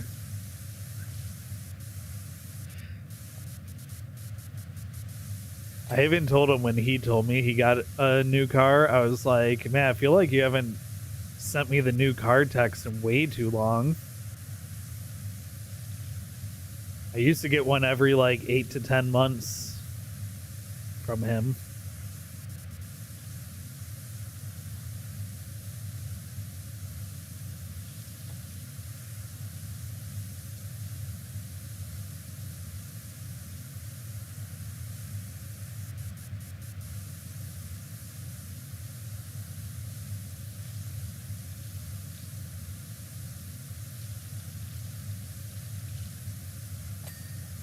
Hey.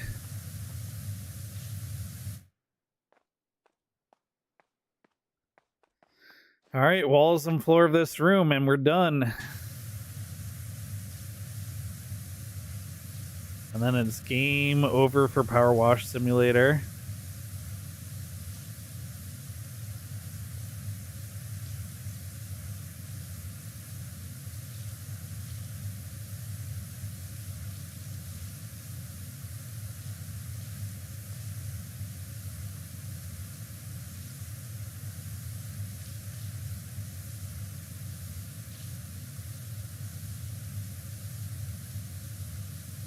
See, the problem with asking Praxa for his work situation when he's live is his next time being live could be 3.5 months from now. It could be totally different. Although, when's the new Resident Evil come out? Because he's been talking about maybe streaming that. I'm trying to convince him to, because I don't play the Resident Evil games, but I would watch like him or someone else play them.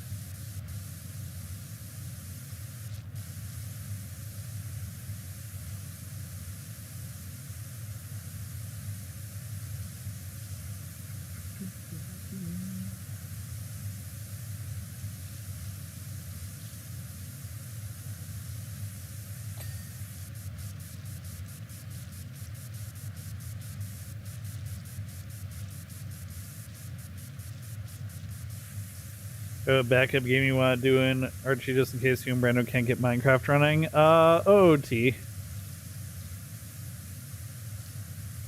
Ship OOT is fine with me. Then all three of us would be doing it, right? Just make sure I'm on, like... Well, you know, we can talk about what my settings would be for OOT if I have to do OOT.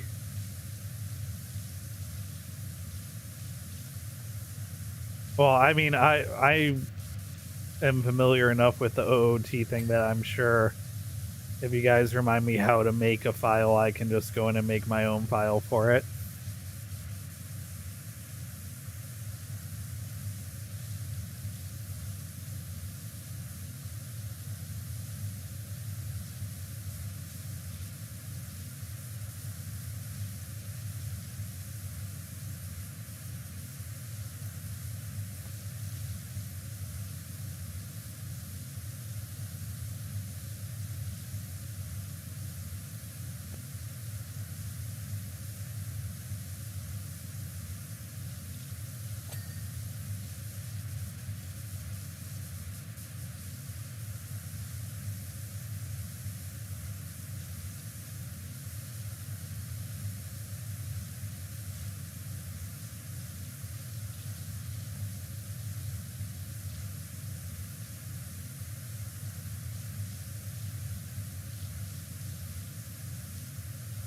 Oh, there's more murals down here. I didn't realize.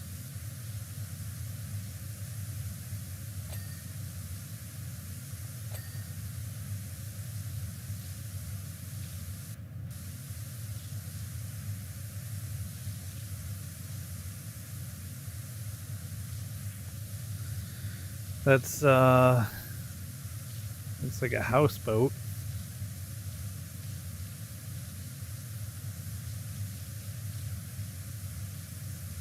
I guess like the shoe house and there were a couple others that were not in the upstairs murals.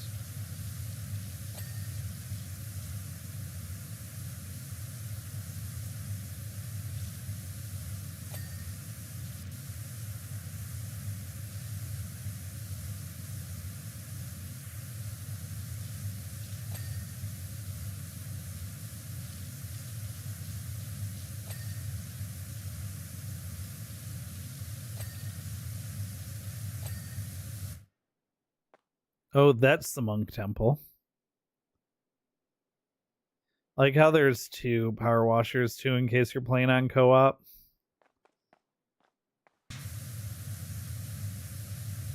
And what was the little outhouse upstairs? I don't remember there being like a little outhouse shack. Again, this game does have a lot of levels, so I obviously don't remember all of them. Oh, the tree. I haven't seen the tree house yet either. Is that the tree house? No.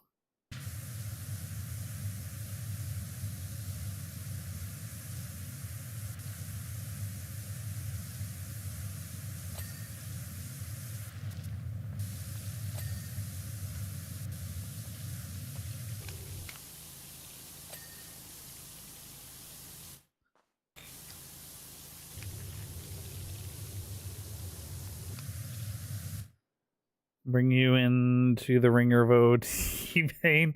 Probably just have us all run the same settings if it comes down to having to ship with us. You can send me a copy of the Archie's ship branch since you know it works. Okay. All I ask is no entrance randomizer because my brain will break. I think I'm good with most other settings. The only other things I really changed for quality of life was I did include Big Poe, but I made it so you only need one. Just because I think it is interesting to have to go get a Big Poe, but obviously it's stupid to have to go get 10. And were there any other quality of life settings? Oh, like not requiring Ganon's trials, but like I'll do them if I have to. I just remember that added like 5 hours onto the seed one time. Because you guys didn't have that option enabled and I did. So I don't know if you still play with that off or not.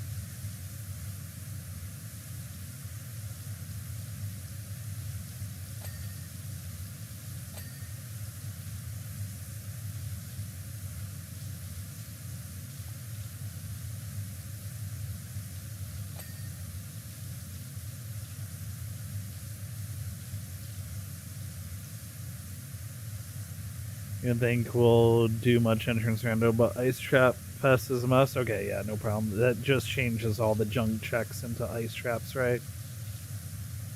I can live with that.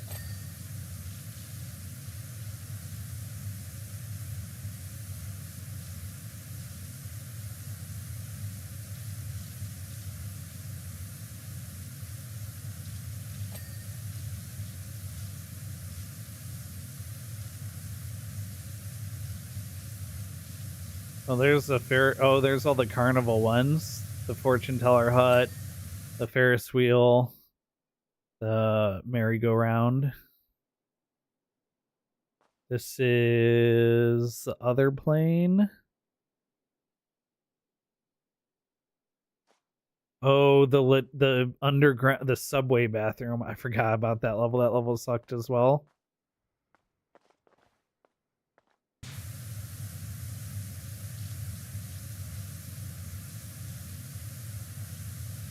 Because actually, when I was playing that level, I was listening to an interview that Brandon Sanderson did. Or like a fan art review that he did. Well, I guess I was just watching random YouTube videos, but that was one of the videos I watched.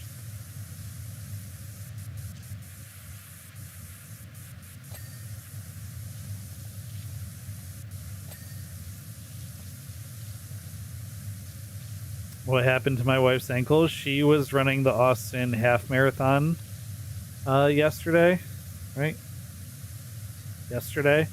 And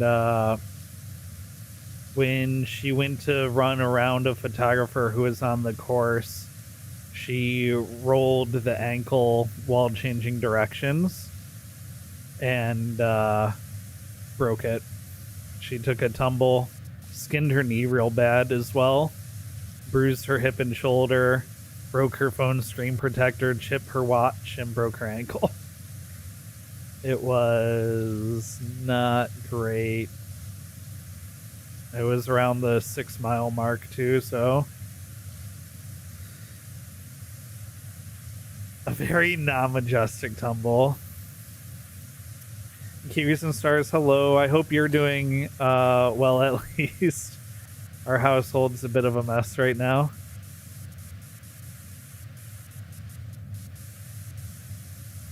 Yeah, the good news is when we went to a doctor today, she got x-rayed and everything. That's how we found out it was broken. And the doctor said that this is the best way, if you're going to break your ankle, it's the best way you can do it because she won't need surgery. And it has, as far as broken ankle recovery times, it's one of the faster ones to recover from. So if you're going to do the thing, she did it the right way. You know? That was the best we could hope for, I guess.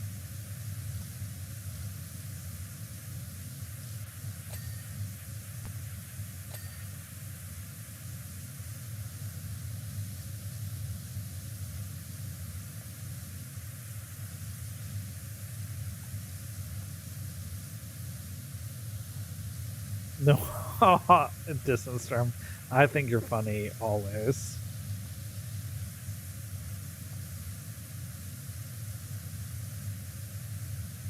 But I'm slightly biased, so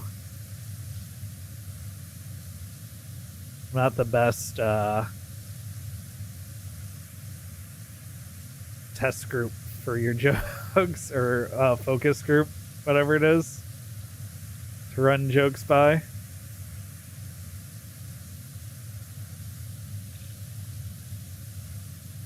Also, my sense of humor is just ruined by being on the internet since before most people were on the internet.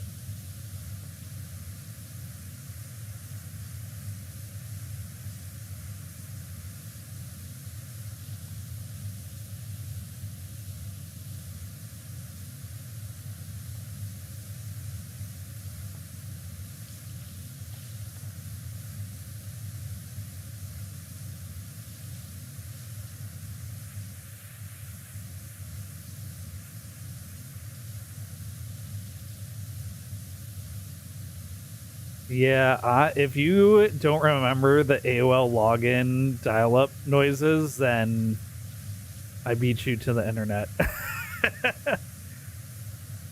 My first computer was my uncle's college friend did IT for a big tech company and gave us like a decommissioned computer from his work and taught me MS-DOS commands to run floppy disk games. So if you don't remember how annoying file directory navigation was in MS-DOS, then I might be a bit of a computer hipster in that sense. I wound up doing an internship for that same friend of my uncle when I was in high school. My job was mostly to come in, take the computers that were out of service and reformat them. That was what my internship was. Didn't get paid for it. I don't even know if I got like any credit or I think I literally did it for the resume padding. This was back when internships were allowed to be just unpaid things you did to say you did them.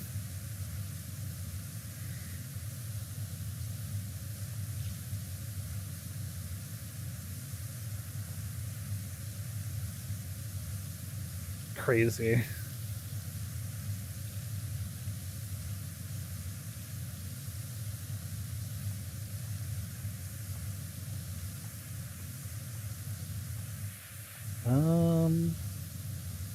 Yeah, I think I want to power wash up to this outer ring here.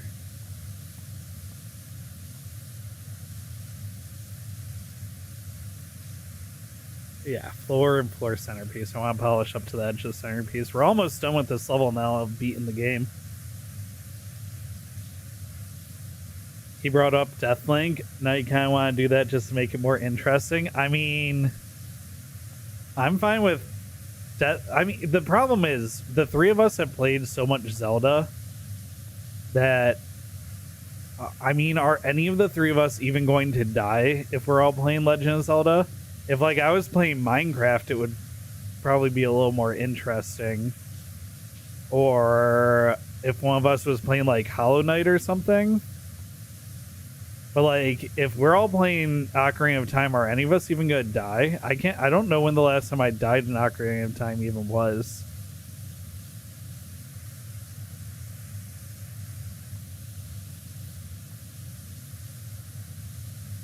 Oh, I'm power washing the... Oops. Not doing the part of the floor that I wanted to do. Gotta focus. I'm getting distracted.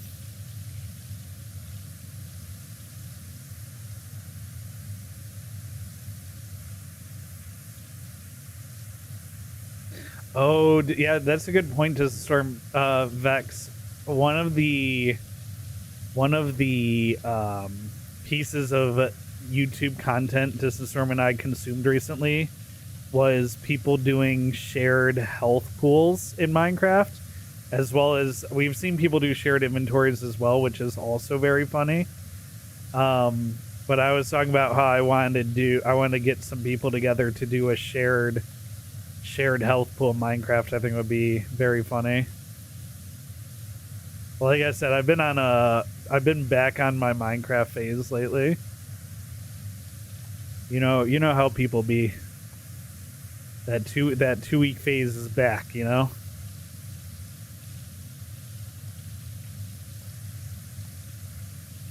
But yeah, I've seen shared inventory, I've seen shared health. I've seen people do runs where everything they break drops a random amount of a random item, but it's like consistently the same random item.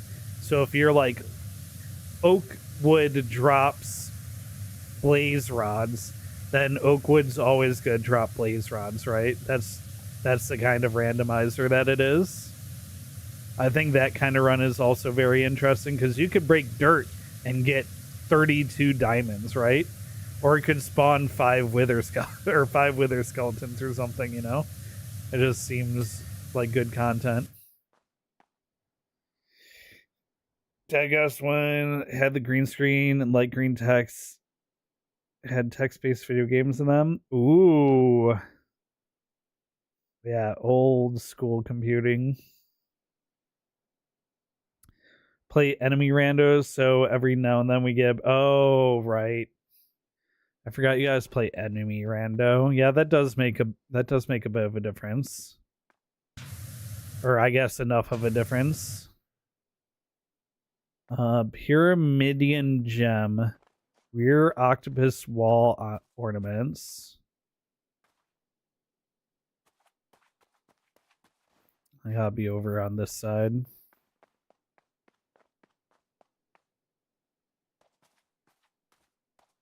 Rear octopus wall. Oh, these two things.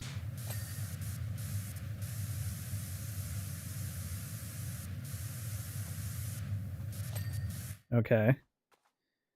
Pyramidian gem.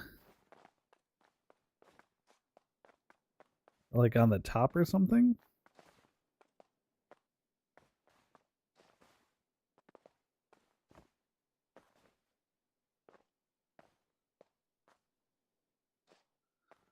Oh, is it in the middle up top? And then atrium alcove ceilings. Atrium alcove ceiling. Oh, one of these. Yep.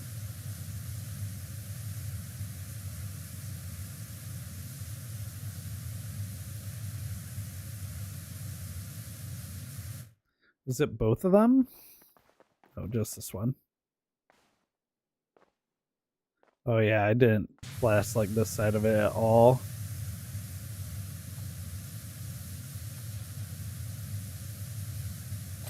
There we go. Pyramidium gem.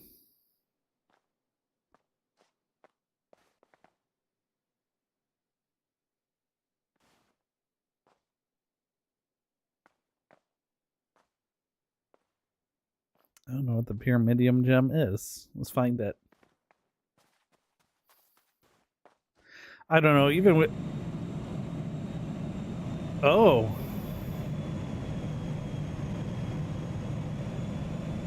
What is that roaring noise?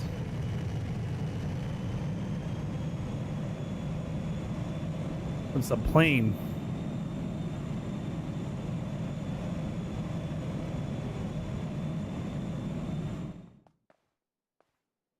Okay.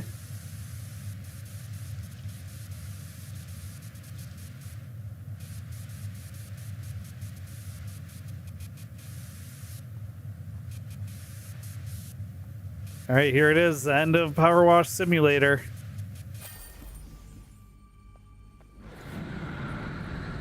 There's the time machine. Oh. Oh. That plane was trying to shoot the gem and the time machine blasted it out of the sky. That's crazy.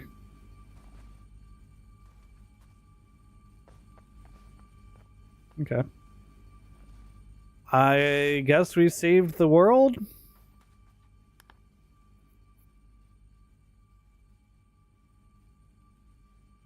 I love all the work that was done inside that's just not in the time lapse. PowerWash services, you did it. After you cleared our ship. After you cleaned our ship, we went further back in time, methodically tracing your steps one job at a time, right back to the backyard cleaning days. While doing so, we pieced together Blake Thrust's ambitions. Thrust was obsessed with the lost city of Pacifist, and after discovering that their tech was powered by rare ore, set up illegal mines here and there everywhere. He struck a rich seam inside Mount Rushless and used it to develop his own tech, while also hoping to create enough tectonic movement to push Lost City up to the surface. What he didn't realize, though, is that by destabilizing the volcano, he nearly caused a global apocalypse. Knowing that the underwater city lay dormant until this moment, we went back in time and told the pacifists of your legend. They agreed to convert their palace into an offshore platform and send a neutralizing beam to Mount Rushless when the city resurfaced. We dirtied the place up to ensure it would only activate once completely cleaned by a skilled power washer. Thanks to you, your timeline is now restored. We can return to our time as heroes with red velvet cake. P.S. Please feel free to use this message as customer review if you think it would help your business. Oh, that's so real. Testimonial, you know? Word of mouth, the best marketing. Oh, wait, hold on. I gotta pause my music because we got credit music. Are these all my time lapses? That's cool if they are. Yeah, that's my time lapse for sure.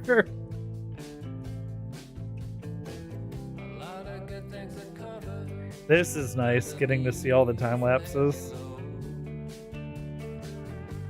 Good news, Vex. PowerWash Simulator 2 is also in Game Pass. I have Game Pass for like another week and a half.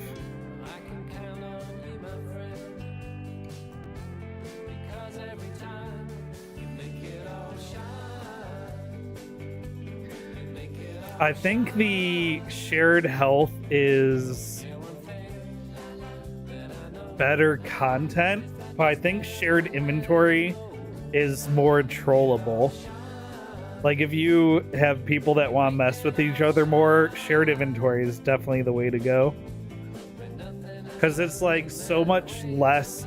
It's like the frustration for the inconvenience level is way different than the inconvenience to the frustration for shared life.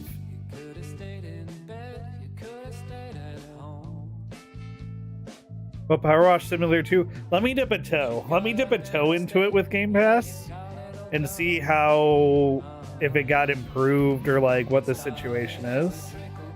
Because I don't want to jump directly into another power washing game. This was great to kill time, but now I'm like, if I need an off-stream game to kill time, I think I'll play like Satisfactory or Minecraft. I do still want to finish Satisfactory. And I need to build a couple pretty complex factories to get to the last tier. Yeah, I think I've heard a lot of people say that PowerWash Simulator 2 improved on a lot of things. Oh, yep. Because this time lapse got broken because I had to reset one of the dirty spots. Yep. One of the dirty spots bugged out for me in the underground bathroom. I had to reset that spot, which broke the time lapse.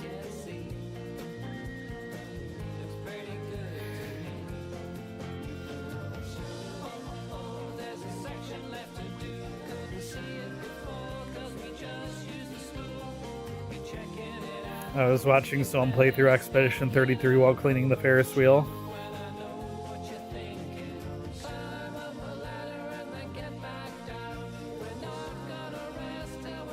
I've heard a lot of people say that the systems like soap's actually useful and stuff like that in PowerWash Simulator 2.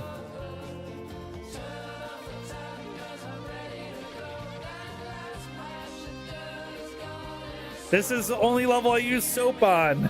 Let's go.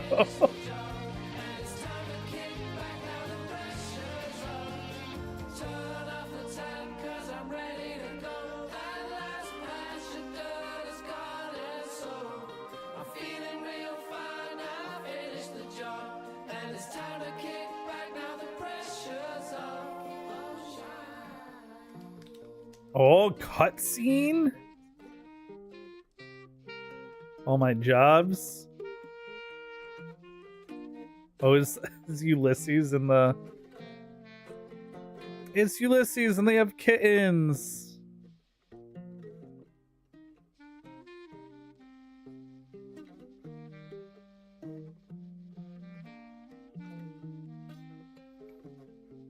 All the thank you messages. Thanks for washing. That's a cute little credit sequence.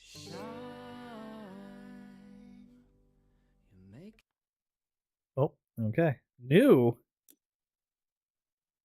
Oh, just the bonus jobs in challenge mode. Yeah, no thanks. I'm good.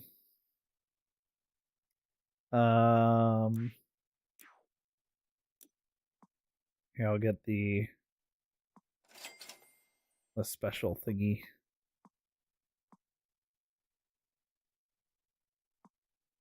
Oh, the pacifist.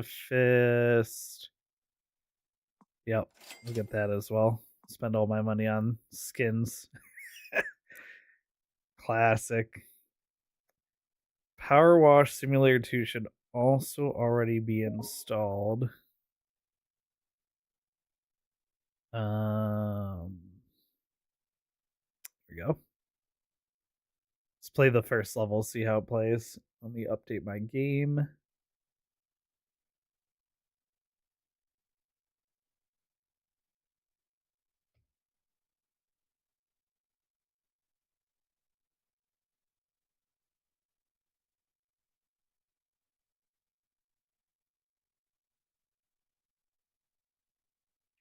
Now I just have to decide what the fourth game that I play in 2026 is going to be.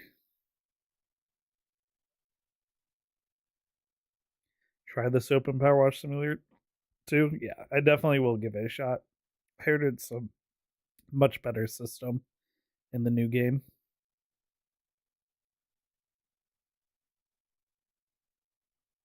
I will say, like, having to buy limited quantities in PowerWash Simulator 1 as well was definitely a huge deterrent on ever wanting to use the soap. Welcome, washers. Your new home's ready. Get comfy, gear up, cuddle your new kittens, and head out to clean up Caldera County. Bunch of space for updates, patch notes, all the latest news. Have fun out there and happy washing. Go to home base. Oops, sensitivity is different.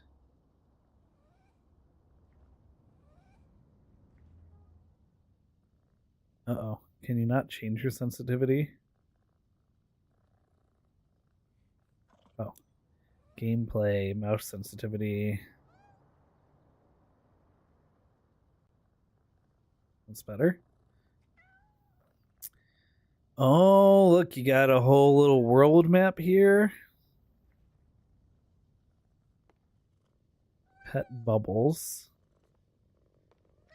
Ulysses. Another kitten over here. Squeak.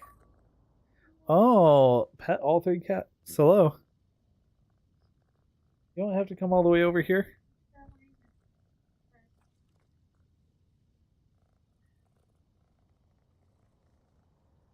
You just told me Dad to come see.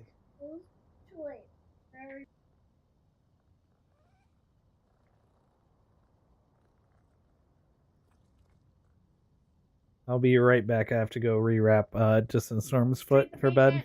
I have to go treat my patient. Be right back.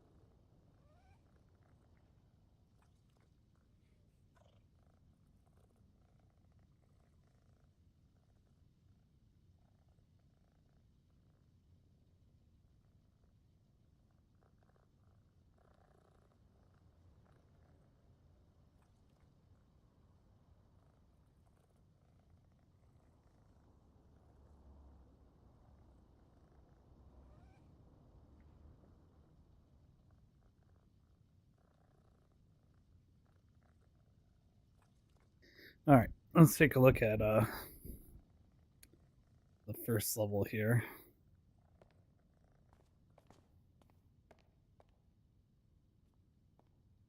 Try to look around the base.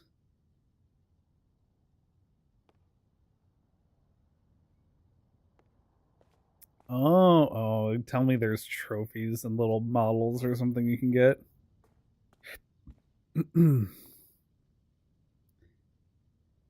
Enigmatic billionaire Blake Thrust.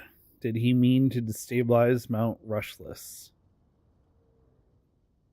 Aliens or big tech?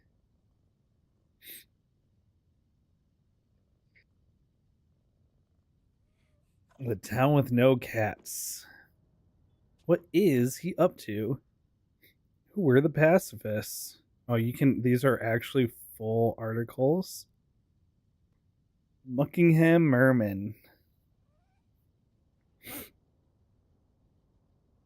Hypnotizing folks from all over the world.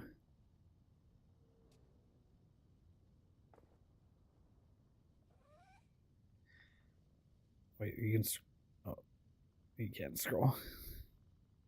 Well, you can scroll, but there's no reason to. Very nice. 2 computers? This guy's rich. And it looks like we'll get multiple vehicles, or maybe this is where we wash certain vehicles. Access jobs via the county map. Okay. Stairs are a little wonky. Oh, there we go. In the home base, select a job using the job map. Great news, you're fully moved in and the removals van moved to the wash bay. Weighing your expertise. Don't think the van should pose too much trouble despite having to sell most of your equipment. I know we got a bit carried away at the auction, but trust me, there's so much more potential in this place. Oh, and Jess says not to worry about paying for the van hire. In fact, she'll pay you. Okay. So we sold most of our equipment to get this new place. Good way to explain. I like that they start you on yellow too. They know. They know what they're doing. Yellow is love. Yellow is life. Change stance. Yep.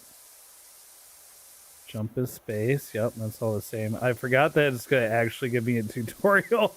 Like I didn't just play through a ton of hours of the first game. Rotate nozzle. Yep. Next previous nozzle. Yep. Change washers. Oh. Change nozzles.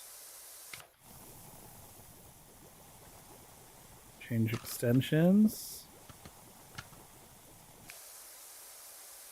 Dirt highlight is Q instead of tab. Free mode is C. Task list is tab.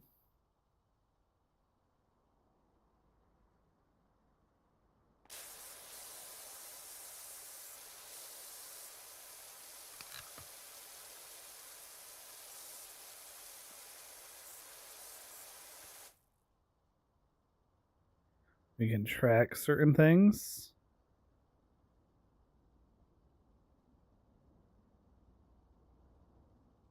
Oh, that shows you where it is. Nice. That is huge, because there were a bunch of times where I was like, really the reason I had to reset the one underground bathroom level was mostly because I couldn't figure out which piece was still dirty.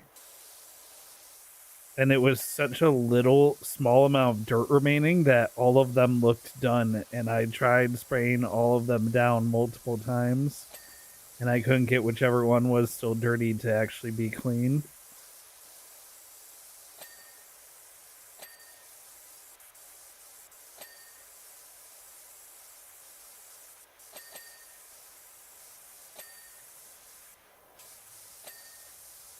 So, okay, hold on. Let me do stripe like that.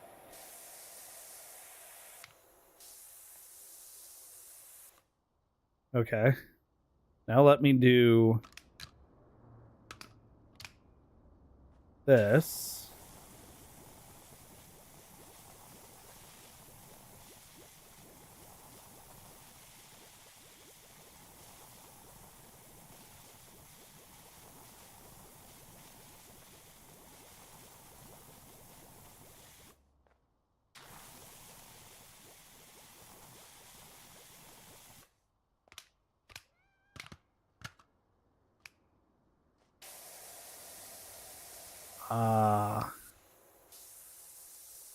And now the wider nozzles actually wipe away clean. Aha. Versus using a smaller nozzle and not having to go through the soaping process. Okay, well, I like that the soap isn't limited use. I like that the soap gives purpose to the wider nozzles. I think having someone soaping and rinsing could be like super good in co-op as well.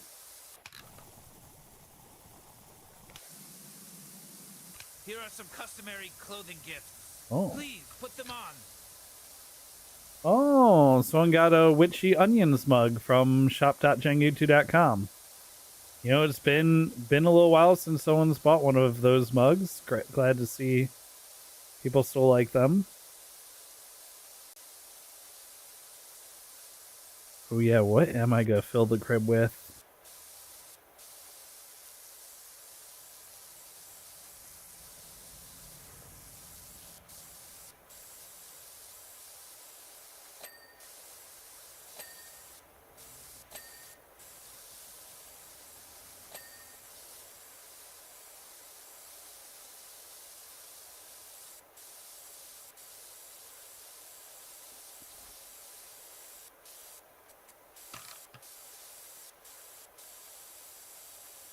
Glad to see they put like less skunk under at prone level.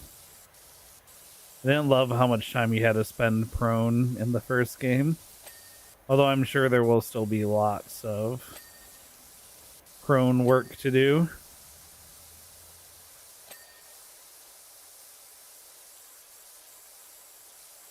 Definitely still have an amazing sound effect for when things are clean. I love that sound effect. Just such a satisfying little ding.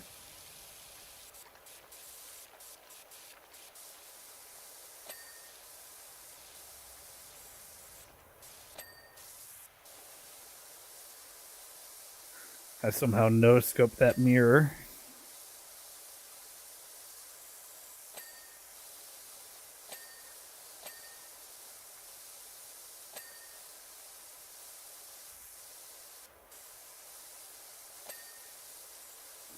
Soap does have a limit, but when you wash off, does refill your soap. Yeah,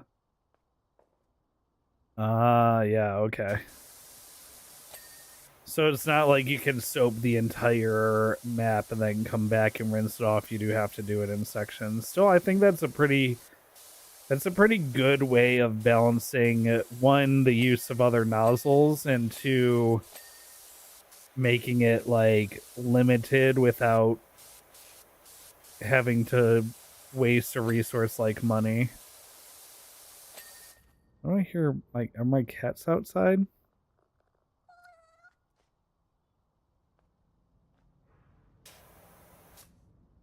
They don't they don't let you spray the cat. That's, smart. You shouldn't. Yeah, I had to make sure though. I was checking to make sure the devs were being safe about it, or letting you use your tools safely.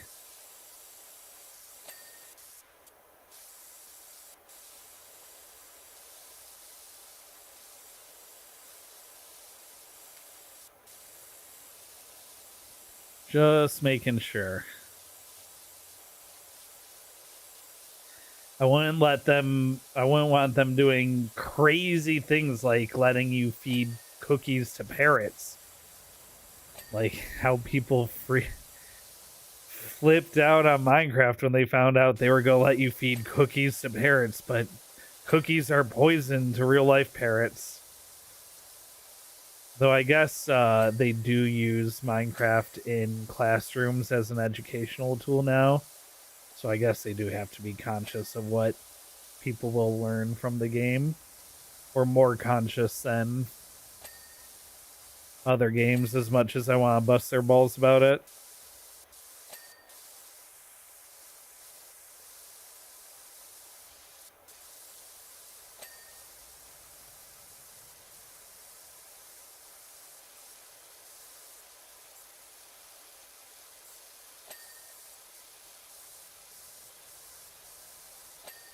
This is very much more PowerWash Simulator.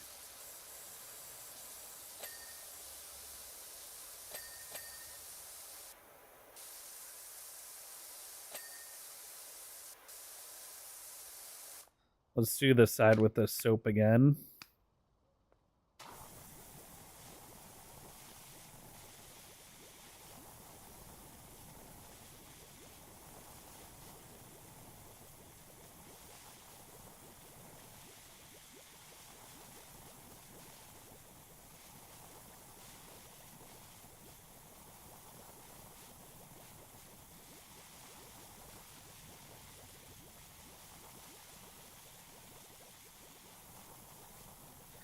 Oh, it also interesting thing about the soap is it looks like it only clings to the dirt.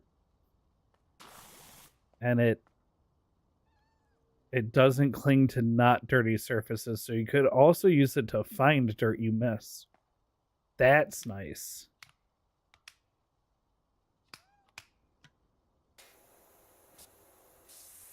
Free extension. I love that even though the soap gets all the dirt, you still have to go over the soap twice with the white nozzle. The white nozzle is still the worst.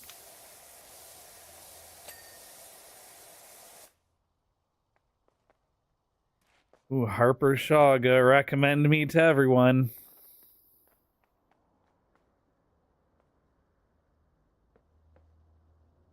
Oh, E instead of F to pick up.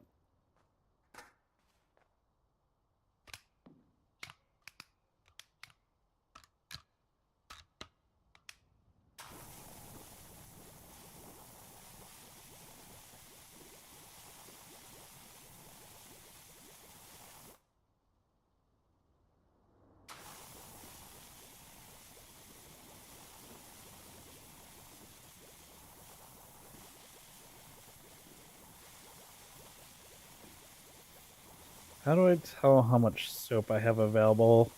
It looks like on the right here is how much soap is currently dispensed. Maybe?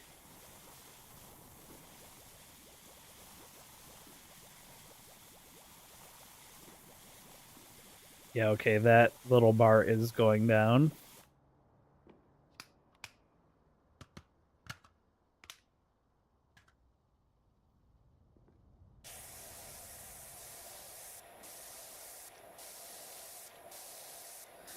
The soap is way more satisfying to use now, though.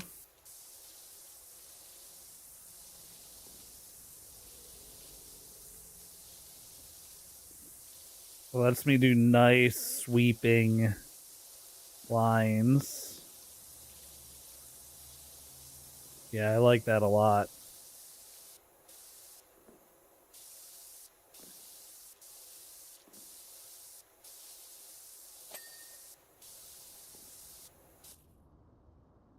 Roof trim still dirty.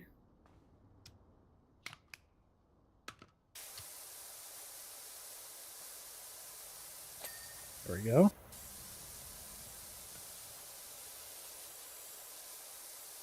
See, like, This little bit here, not worth getting the soap out and doing 2 passes at. So I still feel like there's good use for like the yellow and the red. When we just need to do a small section.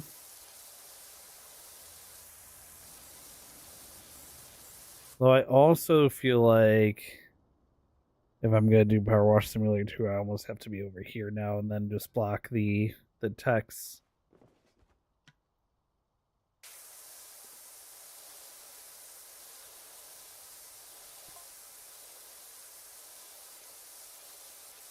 See, just did I just get put into a group text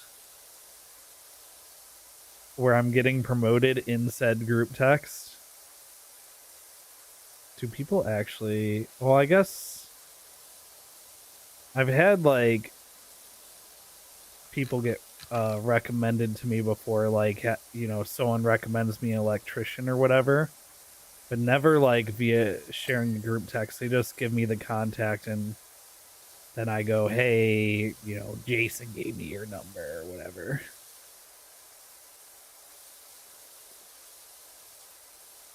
Being put in a group text with someone that I'm being connected to with the person that's connecting us does feel a little weird.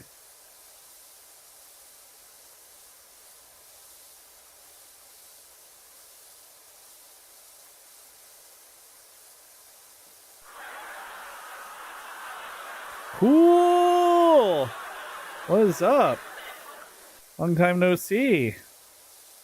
I've been really well. My wife did just get injured in the Austin Half Marathon yesterday, so I've been nursing her, or beginning the process of nursing her back to health, which it's gonna be a fairly long recovery because she broke her ankle.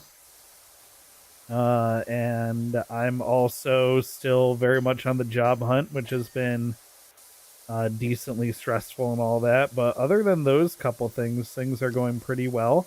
I just beat my 3rd game of 2026 today. I beat Power Wash Simulator 1. I also this year beat Undertale for the first time, and Super Liminal was the other game that I played. There's some other games I have on my list for games I want to beat in 2026. Maybe my next game should be Metaphor ReFantasio, since I have that game on Game Pass, and that was also on my list of games to beat this year. So maybe I'll start playthrough Metaphor ReFantasio. And then Splitgate, I've been not playing a ton of Splitgate on stream, but I played a decent amount of the one in the chamber event off stream.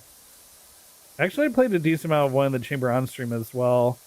And then hopefully I think they should have another event this month as well, according to the do I have the little stool? Oh, there's a medium ladder as well now. Bring that in. You keep pressing F. This doesn't fit, does it? Oh, it does. According to their dev roadmap, there should be another Splitgate event this month as well. So hopefully that's a good one. I'd like to stream more Splitgate, but I just haven't felt in the right mindset for it lately.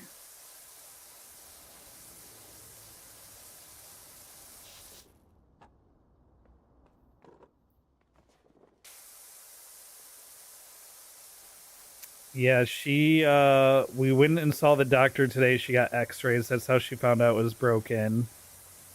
And I've been wrapping it, and she's been elevating it on the couch and taking like ibuprofen.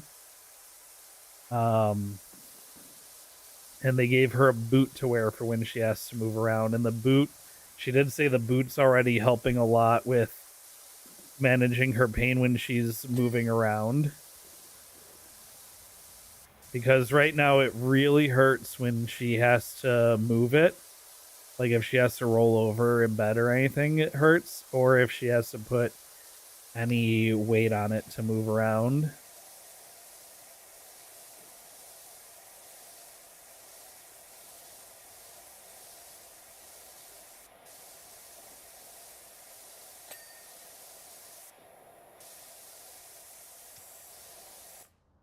Are these? Oh, it also looks like the game slows you down when you're looking straight down as well. That's interesting.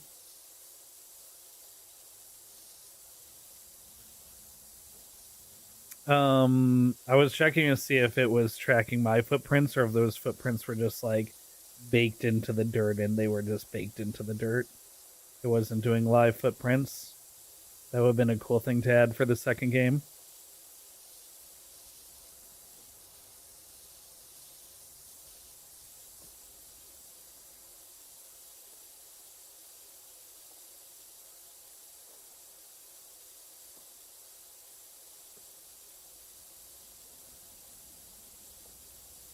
Yeah, it's been tough. Been tough lately. That's also why I haven't been streaming a lot lately. It's just been like it's I said this a lot last year, but it was one of my goals to really only make content if I was making content that I would want to watch. And I have not felt like I would watch myself do much of anything lately. Which is, probably a bit of my own mental, but also a bit of my mood as well. So you get little target things for what's left. The bumper, the roller shutter frame.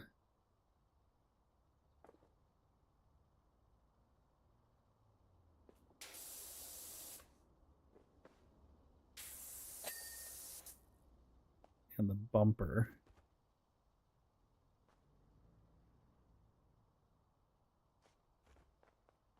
Oh, right here. Yeah, I do really like the new them adding the target thing.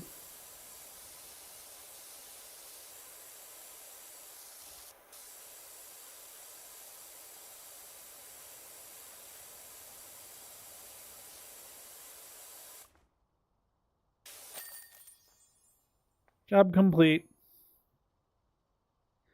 Buckingham's premier power washer, rinse and repeat. Greetings from Detergento. Classify an unexpected discovery. Woo, time lapse. Woo. It's still isometric. I like seeing the mist come through the inside walls there. Removals man says she'll give you first dibs on any furniture she comes across. Keep an eye out for any new items appearing in the shop. It's all... Oh. So you can buy furniture and then wash it and put it in your place. That's cool.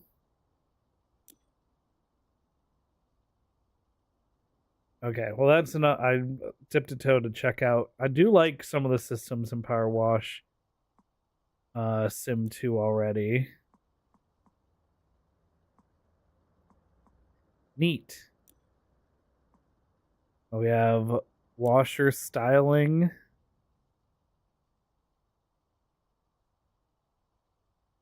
This is where the skins are.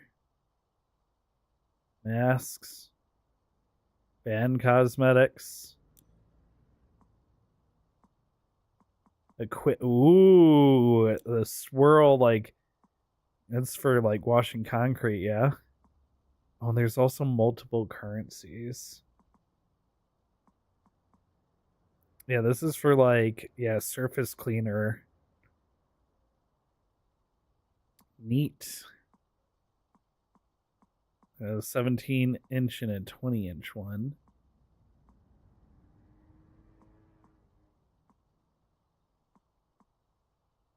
Ideal for washing flat surfaces at short range. Cuts through all dirts effortlessly. Provides great entry-level washing experience. Light duty.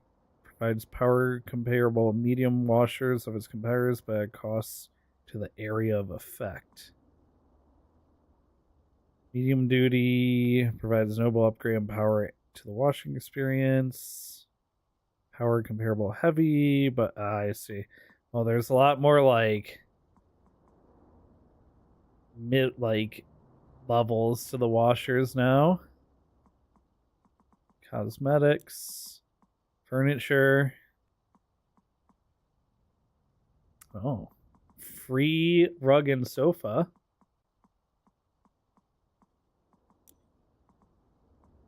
We got mask colors, body colors, glove colors.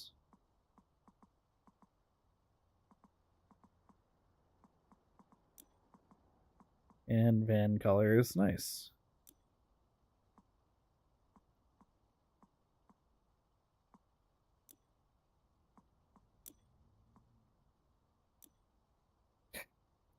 Oh.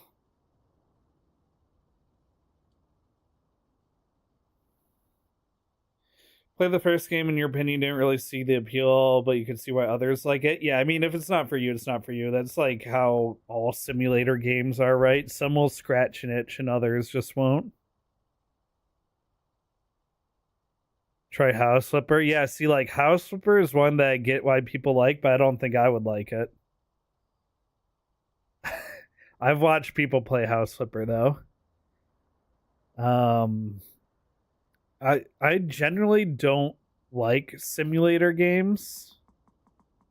Like I've watched House Flipper, Thief Simulator, the different truck sims, the Fix Your Car or Summer Car, whatever that. Oh, there's a bunch of Fix Your Car ones.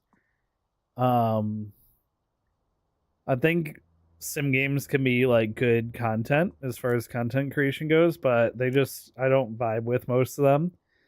This one I think I vibe with because most when I beat PowerWash Simulator 1, I really only played a little bit of it on stream, minus the randomizer I did with Vex and Rando. Most of my time spent in, how do I get out of this game?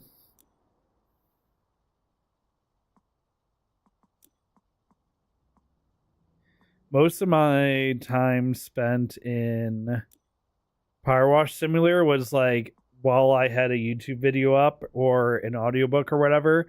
This is a great game for if you need to turn your brain off.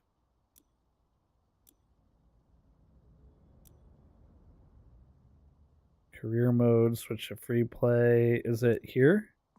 Quit.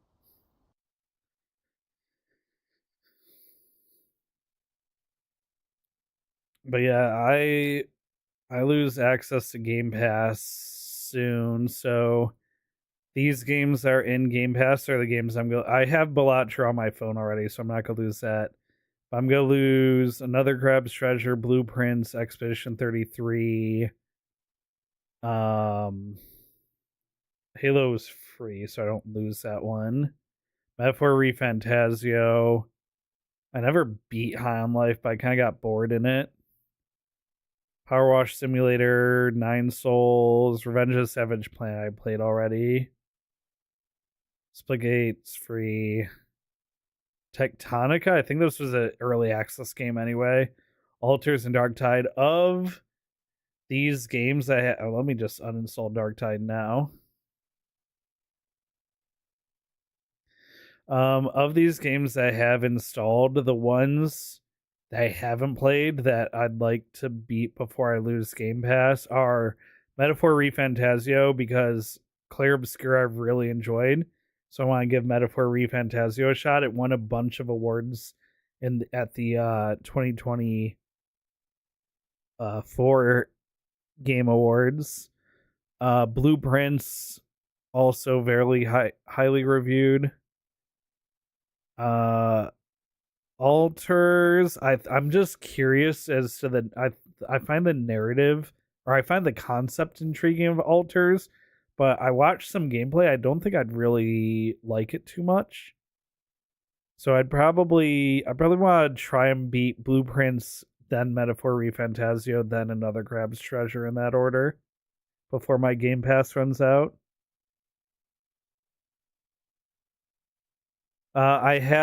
I've beaten Hollow Knight. I got the Radiant ending in Hollow Knight, I played Silk Song up to the end of Act 1. The boss that has the fiery mace. Before you, the one that's guarding the entrance to Act 2, I'm pretty sure. And I just don't think Silk Song's very good. Uh, I think Silk Song tried too much to take the things that people really like about FromSoft games and put too many of those mechanics into their game. And also, I think someone else said it best. Silk Song plays like a game that has only been tested by people who have been playing Silk Song for the last 8 years, or who have been playing nothing but Silk Song for the last 8 years. And I think that was a really good way of describing it, because the first like 4 hours feel really good and a lot like Hollow Knight. And then the runbacks get way more punishing. The difficulty gets way harder. None of the upgrades feel like good upgrades in Act 1. Like, they don't feel significant enough to be worth the effort it takes to unlock them. And the game just like really nosedived for me at the end of Act 1 to where it wasn't even fun to play anymore.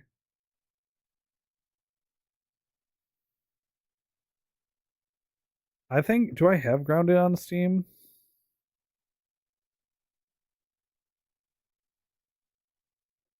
No, I don't. I only played it through Game Pass. I don't even know how much that game is anymore. Still, I I have it. It's set as ignored because it's on Game Pass. Because I just never saw myself as canceling Game Pass, but I didn't think they were going to raise the price by 50% twice in 2 years.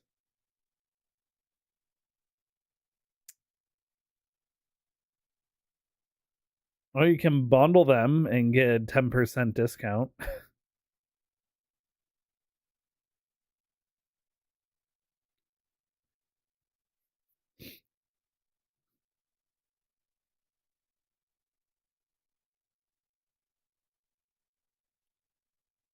But yeah, I mean, I made this little wheel to try and decide what I was going to play. The other, like, this is the other thing. I haven't really felt motivated to play much lately, which is another reason why I haven't been streaming much. I think a lot of that is just like I spend a lot of my time applying to jobs and then never hearing back from jobs, and it's just so it makes me not a happy person to be around.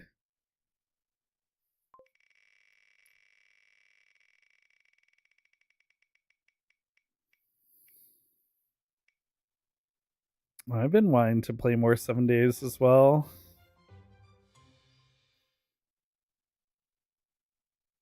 Oh, we can remove PowerWash Simulator now. Beat that. Yeah, this is kind of like how I've been trying to decide what to do.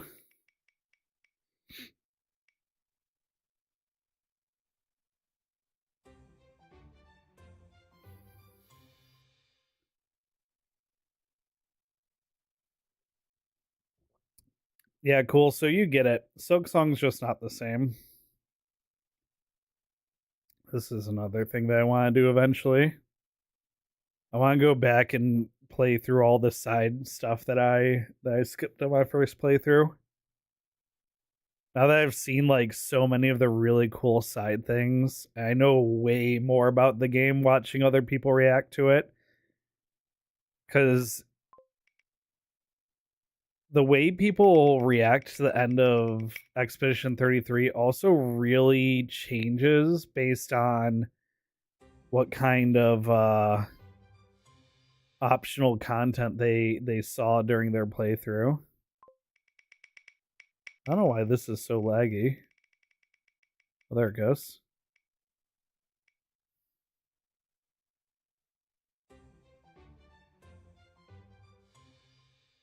Is what game even fun? Expedition 33.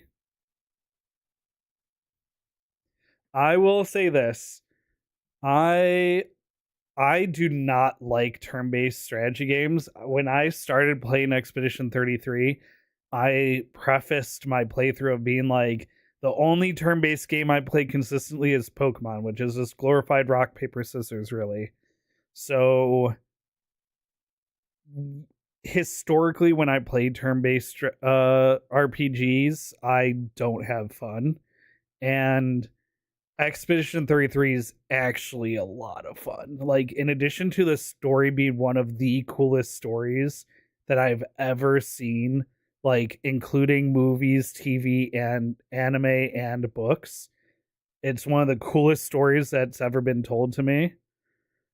And because the turn based, if you haven't seen gameplay, the turn-based gameplay has quick time events. So when you're attacking, you have to press a button to, like, get perfect attacks, which keeps you engaged when you're attacking. And also, like, you can only have, I think it's like 6 different abilities at a time. So it's not like some turn-based RPGs where you have to, like, dig through menus to figure out the perfect thing to use at the perfect time. There's definitely, like, things that synergize with each other, and you can make some pretty broken builds.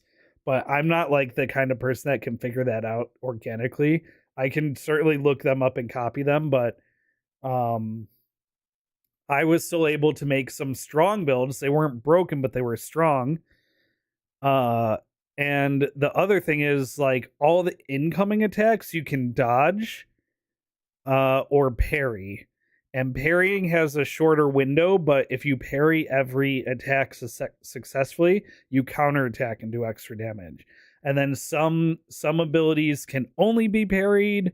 Some of them can only be I'd say only be dodged, but it's like jump attack specifically.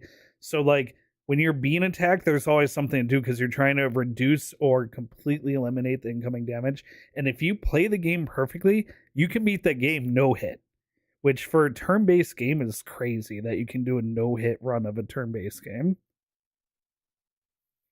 I never played Raid Shadow Legends, so I wouldn't know how it chalks up to Raid Shadow Legends, but it does have a couple things that I can see why people compare it to Elden Ring, because, like, when you rest at a checkpoint, the enemies respawn and you get all of your consumables back. So another thing I really like about Expedition 33 is all of your heals and your, like, attack point potions, they're essentially mana potions, and your revives they refresh. They're like they work like the Estus flask from Dark Souls, where after you rest at a rest point, you get all of your charges back, and you can get things that upgrade your heals, your revives, and how many of them that you have. So I didn't beat another thing that I don't like about turn-based RPGs is they some items are so powerful you wind up saving them for the end of the game and then not using all of them. Like revive items and max mana potions and stuff like that.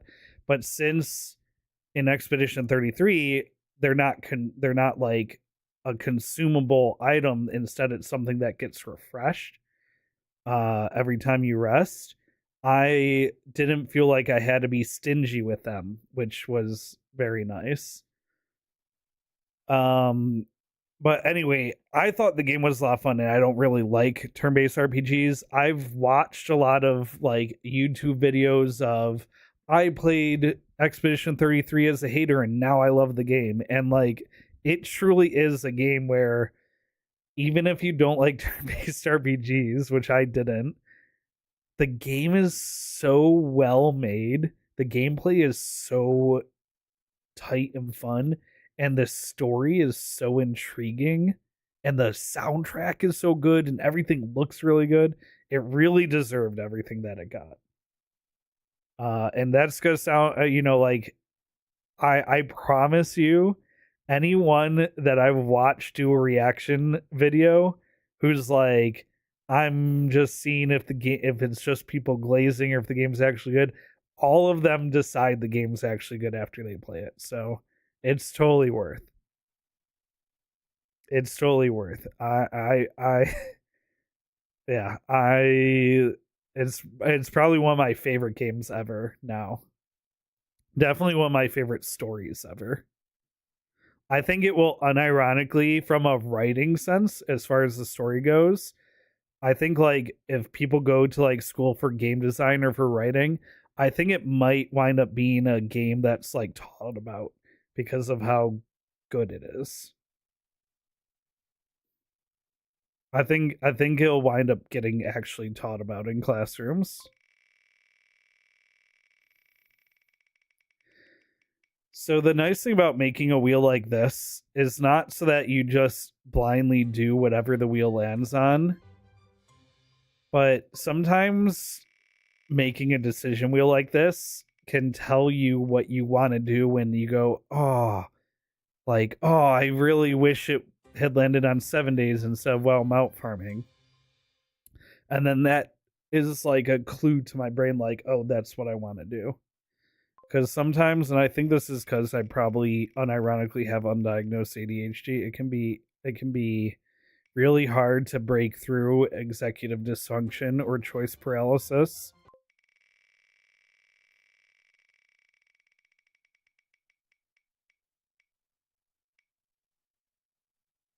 I do need to do the rest of the secret unlocking in WoW before. When does the new expansion come out? March 6th or something?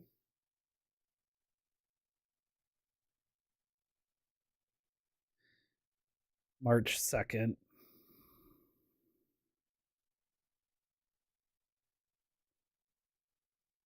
Okay. So I'll have to do more of this month as well.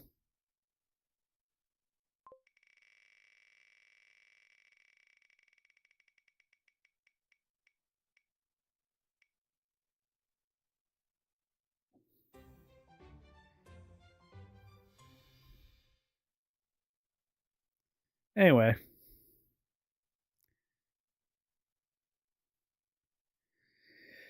Oh, I can just hang out. I'll update my games and hang out and just yap for a little bit here. Oh, there is that new No Man's Sky update as well. Let's watch that trailer.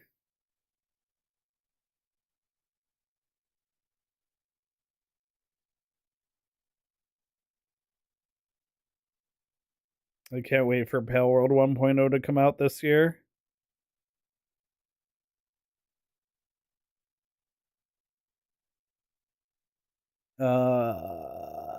No Man's Sky. New update.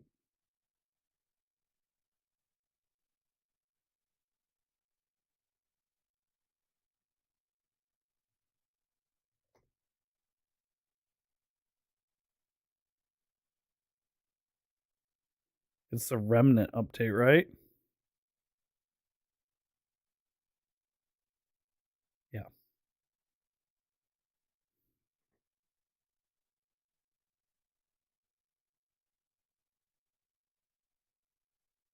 Introducing No Man's Sky version 6.2. A new gravity Hello? gun allows Why did players YouTube to go weird recover full and screen? salvage hazardous waste. There we go. Featuring new flatbeds, trucks, and haulers.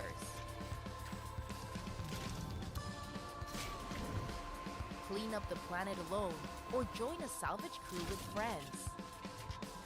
Why are you just recycling tires? Salvage and dangerous waste across the planet with an array of new vehicle types. Explore dangerous worlds. Oh, the And gravity solve gun's pretty wrecks. cool. Choose from flatbeds, incinerators, tank tracks, and spider legs. More will follow. Our journey continues. So I wonder what the point of that is.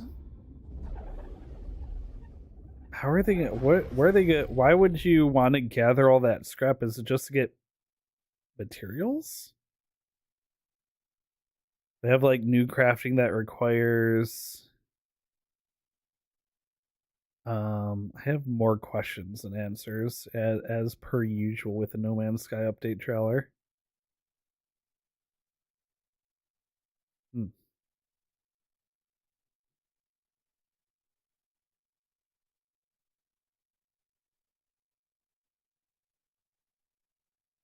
When did the game start looking like that? Um, I think it's looked like that for a while. When's the last time you played Cool? The last time I played it was in September. So if I put you onto it, that might have been so last summer probably. I mean it's you have to be really into exploration loop gameplay. Like if you're really into like finding cool, like if when you play Minecraft, you like just running into the world and finding cool areas and not so much like building farms or uh bases or combat. If you like specifically exploring the world, then No Man's Sky is a great game for that. But I don't think No Man's Sky really has much to it other than the exploration gameplay loop, which is fine. That's what the game, that's kind of the platform that they advertised and built the game on, right? Is it's an infinite exploration game. So you gotta be really into exploring to like that game. You got stuck on planet. Ah, yeah. That can be frustrating. Yeah, like I'm at the point in No Man's Sky where I have like a ton of exotic ships and a maxed out freighter and bases on paradise planets, and I don't ever need any materials or money or anything. So the gameplay loop at that point becomes literally just go see if you can find some cool stuff, right? And for that, the game's really good. And then they'll put out new updates, and it's like, yeah, I usually wait until 2 or 3 updates happen, and then I'm like, okay, I missed the salvaging update, the poison up, like I missed these 3 updates. Play for a week, check all the new stuff out, and then put the game aside for a few months. The Rainbow Trail, yeah, the Rainbow Trail. I think that was part of an expedition. Those are limited time events that they have in the game. That's the other thing that will make me play No Man's Sky or make me return to No Man's Sky on occasion. Is I'll find out they have a new limited time community event that has a really cool ship as a reward or something. And I'll play the game when they do stuff like that.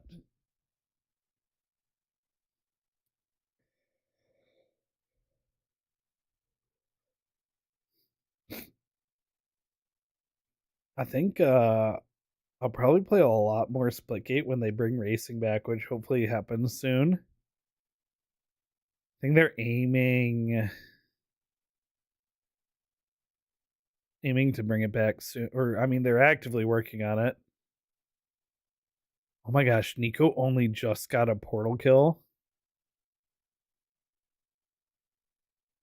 Stangdao got 15 portal kills. Let's go. Endo just got 5. Bruh. When did I get my 15 portal kills? June 2nd, 2025.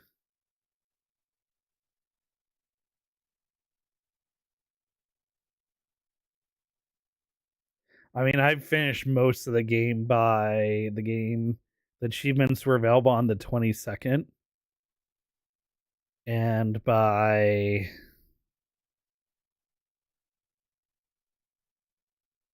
the first week of June, I had most of the achievements.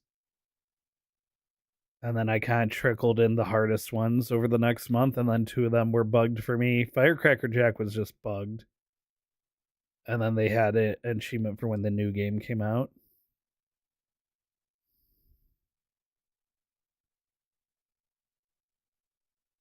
Interesting. Percent of all players thing doesn't work. Huh.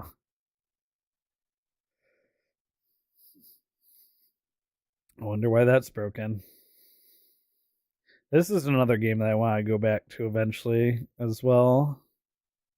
They're doing like a PvE event right now. So I thought about hopping back in to check that out.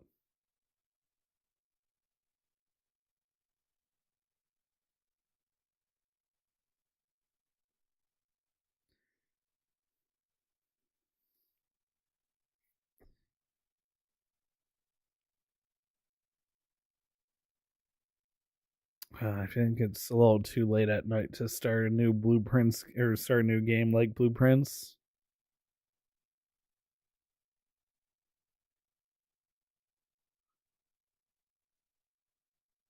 I definitely don't want to start a new 100% run of Clair Obscur right now. I don't think I emotionally could. I have big feelings about the game now. I've rewatched all the cutscenes like 20 or 30 times at this point.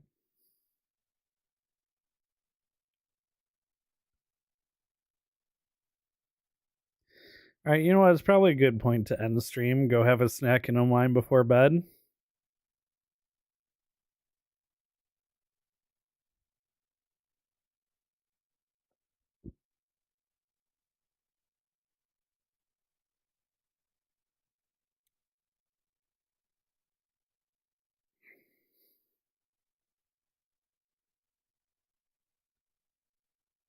Someone's first time playing Minecraft in 2026.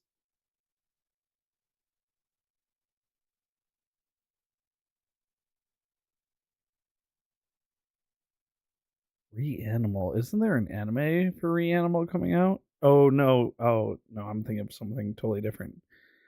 Reanimal, I feel like that just came out now.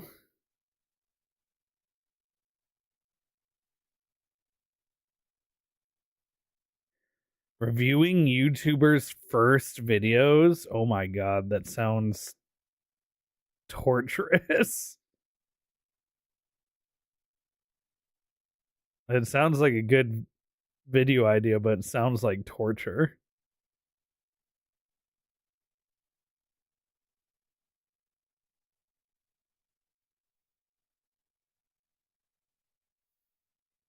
See what Fat Tech Fells is playing.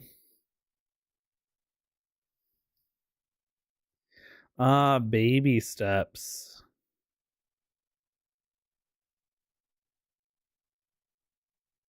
Reanimal.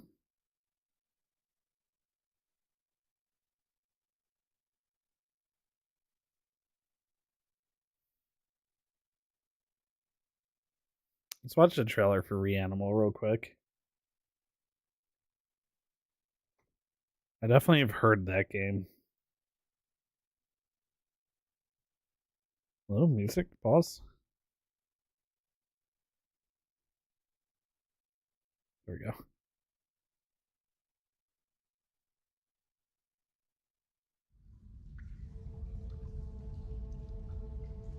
August 5th. Yeah, last summer. Oh, 2024. Dang.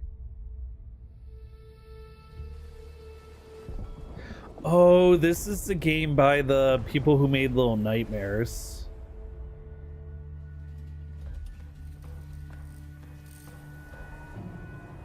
It definitely, I can tell instantly because it has the same aesthetic.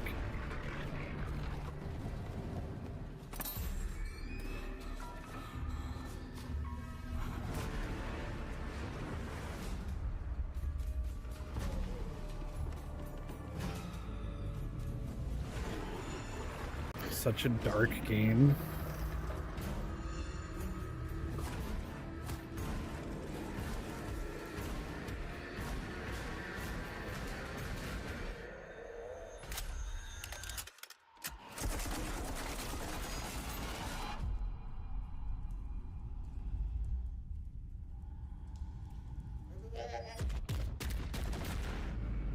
Ugh. Yeah, I'll probably watch someone else play through that one. See, it's definitely not my kind of game. Definitely not my kind of game. Um,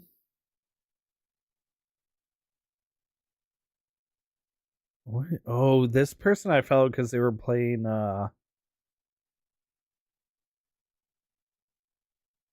They were playing Splitgate when I followed them.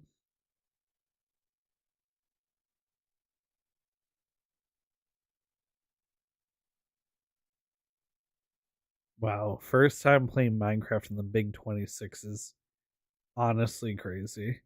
We're in Fat Sack though. I think Fat Sack Fells, aka Ian, recently gave me some raid love, so let's reciprocate.